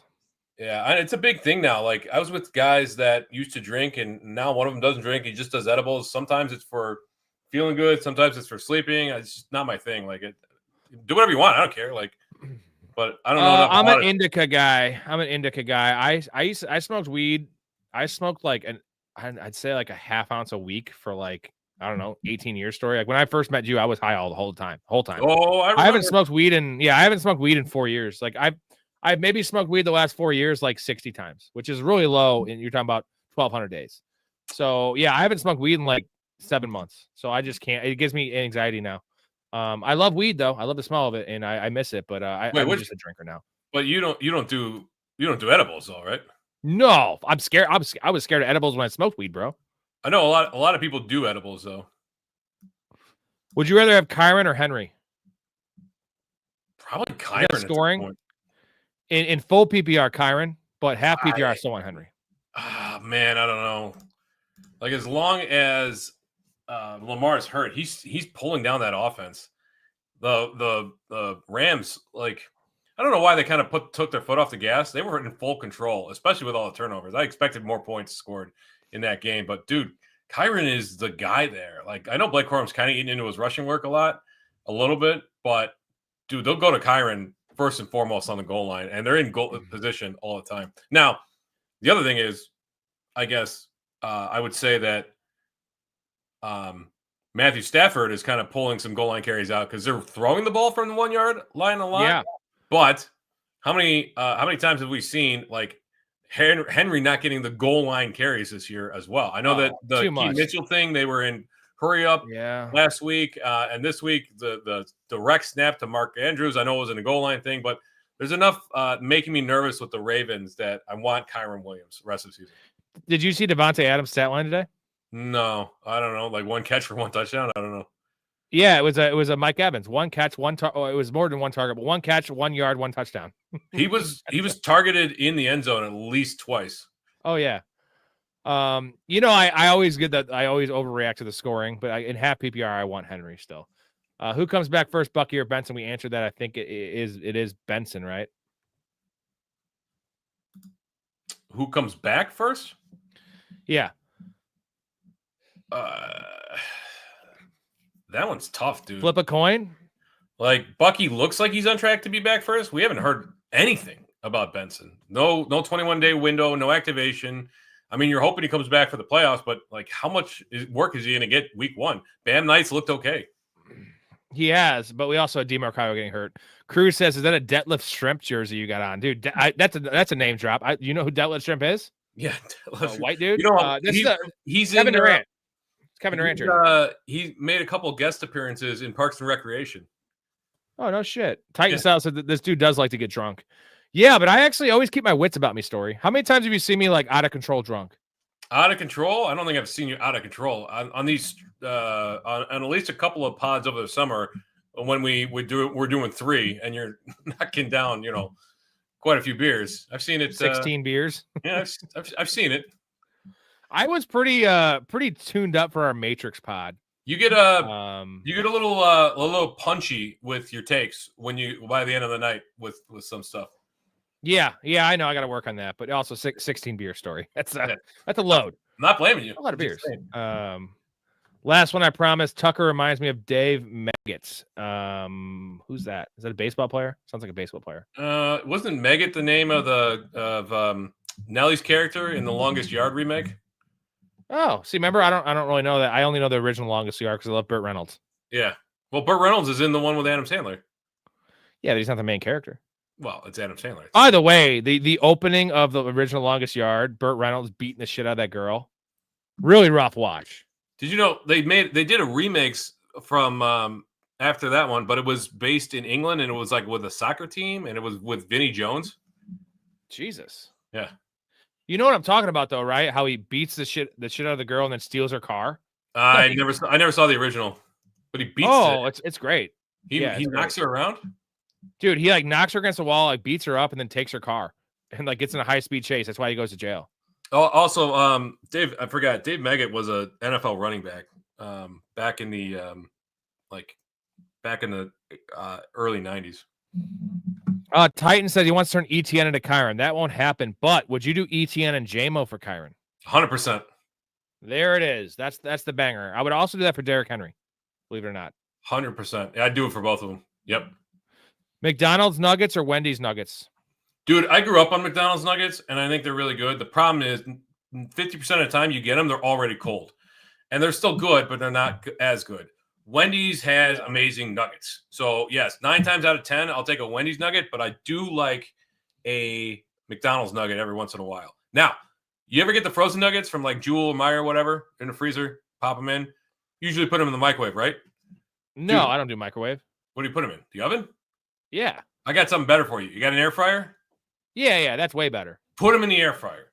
Dude, I do tenders. Tenders are much better than nuggets. It's fine, but that's not what we're talking about. What we're talking about is the air fryer. I don't want to do nuggets. Dude, the air fryer is the greatest invention for kitchen appliances ever. You could reheat chicken in there. It's crispier than we did Popeyes a couple weeks ago. Reheat it. It's crispier than when you get it. French fries, nuggets, egg bites. Like, it's an amazing, amazing way to heat up food. I'll give you Wendy's. I'll say this. Wendy's burgers are always cold when I get them. So, like, that's the thing is Wendy's burgers are cold, but their nuggets are hot. It's really strange. Now I want a burger. I'm hungry, too. Sven, I'm up 143-90. Opponent still has Dak, Bowers, and Javonte. PPR, you're probably maybe fucked. I don't think Although so. Dak, the only way you're fucked is if Dak throws to Javonte. If Dak throws to Javonte, you're in trouble. Yeah, I think you're mostly fine. That's a lot of points, dude. It's 53 points. If Dak scores 30, though, you only need 23 from Bowers and Javonte. Dude, how many times has Dak scored 30 this year? Not very often. Exactly. Like, let's not crown Dak Prescott as some fantasy savior like he was in 2021. Dave Maggot was the smallest running back ever. Was he smaller than Warwick Dunn? I don't know. Shortest. So Jew was 5'5". So he's essentially Darren Sproles. Dak Prescott has scored over 25 fantasy points twice this year. It's not good, but it's not like he hasn't done it all. Genty should get you 11 plus, Ben. Another week I need CD to ball out. God, Devonta Smith fucked our ass. That's just like not amazing. Like because of one touchdown catch, he brought us close last week, and then this week, nothing. But they really force fed AJ Brown. That's why I made the bet 60 plus yards, of course, and it still didn't hit. That's really, really damning though. Like force feeding a guy in a neutral or negative passing game script and he still can't get 60 yards? That's tough, man. You're telling me. I thought it was a low number. Not fantasy related, but I pulled an auto RC 101, a Mika Buka card. Should I keep it or sell it? What do you think your value of a Buka? You think it's going to go up? Dude, you're asking the wrong guy. I don't know anything about cards. I mean, you'd be better off answering that question than I would. I would offer ETN and Swift before ETN and JMO. I'd rather have JMO than Swift. Monunga is eating into his work. Jack in the Box curly fries. Have you had Jack in the Box? Yes, but it's been 2 or 3 years. They have them. They're all over the place in the Southwest. We have an office in Arizona, so when I'm there, I'll sometimes go to Jack in the Box. McDonald's fries are great, but you got to get them right. You got to get them hot. Inconsistent, dude. Yeah. Now, no, you know what someone told me? Was it you that told me this? Is that you gotta ask for no salt, and then you add your own salt, and you're guaranteed to get them fresh. I think that's like a life hack that's been floating around for a while. Is that real? I've never done it. I don't know. I've never done it because they had to make new fries. They had to do it. Yeah. What do you say? You got like a heart condition? Sodium could kill you. Well, you know the problem is you've seen Road Trip, right? Where he asked for no powdered sugar, and then he takes it back and then licks it, puts it in his fucking pants.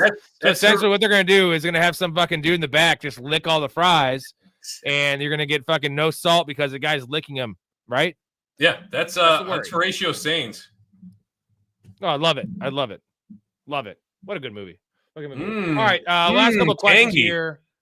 Last couple questions here. I'm gonna chug one to get off just because I already poured it.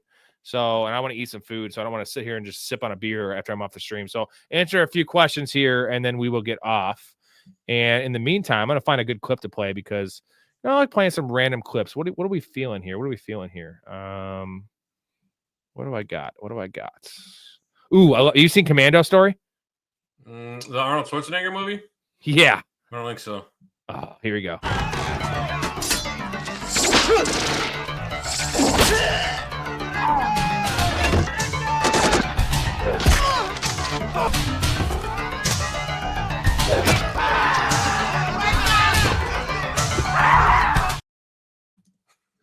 Dude, have you not seen Commando? It's it's probably my favorite 20-minute stretch in any action movie history. So it's a Taken plot. So Taken stole their plot from Commando. Daughter gets taken. He's got to go rescue her before he's asked to assassinate this Latin American president or some shit, dictator. So he has to go to this island where they're keeping his daughter, and there's 200 dudes, bro, all armed like that. That's the tool shed scene. That's just literally a 30-second clip of it. My favorite clip. And he literally kills 90 people on the island, bro. It's like Call of Duty. And he kills 100. I think he kills 120 people in the movie. And that's a governor. It makes Rambo seem like Titanic. It's insane. And please watch. It's also hilarious. It's so bad. It's the worst Arnold. Have you seen Running Man, the original Running Man? No, I kind of want to see the new one though. You gotta watch the original, bro. I love Arnold. I'm a big Arnold guy. So Arnold over Stallone all day. Well, yeah, 100%. Except for the Rocky movies, which are some of the best movies. Cruz knows what's up. Arnold jumps out of a goddamn plane. Yeah, so he's on a plane and he breaks the dude's neck and escapes and it takes off and he's literally 300 feet in the air and he, above the Everglades and it's totally a dummy. But he drops out of a plane going 300 miles an hour and just lands softly in this little pond. It's just the whole movie is just it's the 80s. It's full of cocaine and all the directors are on cocaine and the scripts are on cocaine and the decisions are on cocaine. So watching it now is just oh, this makes sense. Gratuitous nudity, you know all the shit from the 80s, bro. Oh yeah, love Commando. All right, I'll check it out. Yeah, it's the best. Lord of the Rings versus Dune or versus Star Wars. I haven't seen Dune. The two new Dune movies are great. I really enjoyed them. I'm not a Dune fan. I ended up buying the book. I haven't read it because it looked really intimidating. I'm a huge Lord of the Rings fan. I'm a big Lord of the Rings nerd. I've got the Silmarillion. I've got the War of the Jewels. I'm huge Lord of the Rings. I got see if I can find the map. Hang on. You're going Lord of the Rings over Star Wars, bro?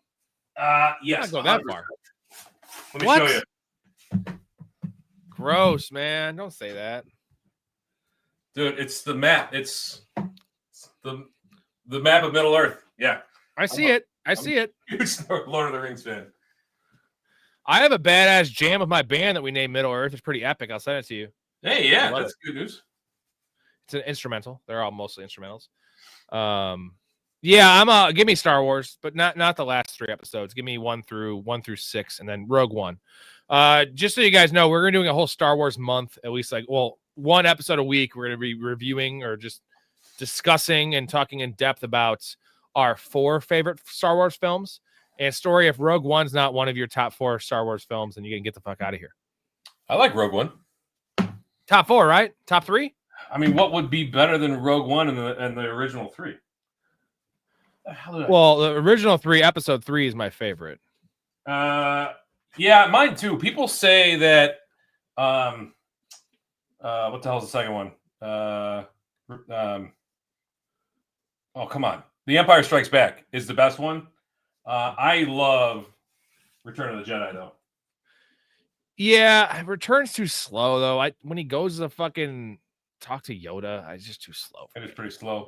Also, Middle Earth is what I'd call a crease under a big belly. Ray has a Middle Earth. That's funny. All right, let's finish up with a fantasy question here. I know I keep on bringing this up. The only players I have that's worth dropping, B-Rob, Sutton. I'm going to pick up Emmanuel Wilson instead of trading. Which do I drop? Sutton. Assuming you have starting wide receivers, drop Sutton. Is he ever going to crack your lineup? I mean, he should, but he won't. He hasn't been. You need to ensure yourself for the play. Like, this is the time when you could drop those wide receiver 4s, wide receiver 5s. If they're not going to crack your lineup, like, you need to be ensuring yourself for the playoffs, and that means those high upside running backs. So you're not dropping Brian Robinson, in my opinion. You got to get Emmanuel Wilson. What the? Story's like a goddamn architect over here, just putting his fucking thing in his tube.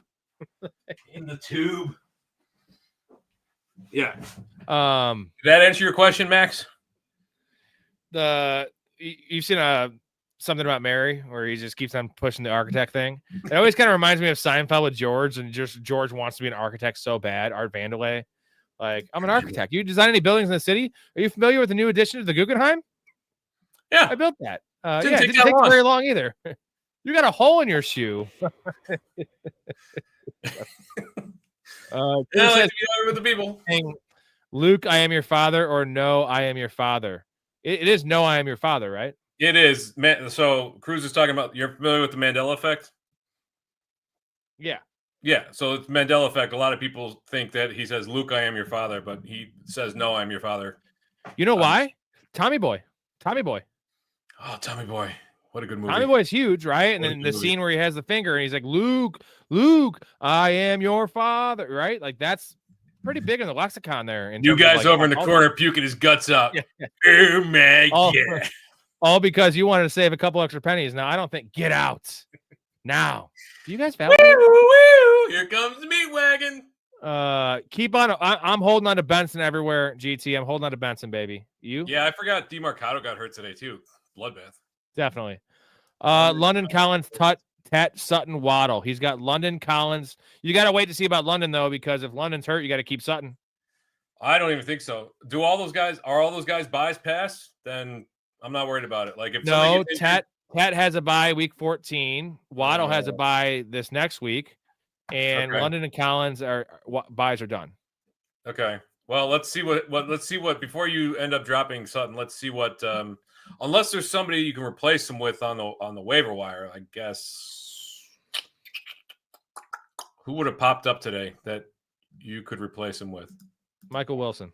Yeah, I mean, he's not going to be valuable to you in week 14, though. Don't say that. All right, this is awesome. Story, you in for tomorrow after Monday Night Football? You know it.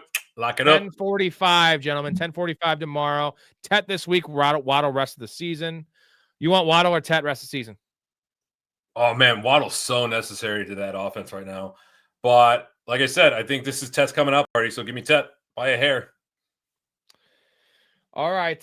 Tomorrow, 10:45, Monday nights recap. Also, we'll continue the week 11 recap. We'll get into week 12 stuff. We'll talk about a bunch of random shit, maybe some more Star Wars shit. Maybe. Thank you for everyone in the chat. Appreciate you guys. If you are not in the Discord, get your ass in the Discord. 61 people strong. Help support the channel as well. Me, Story, Ray, Chaz. Appreciate everybody.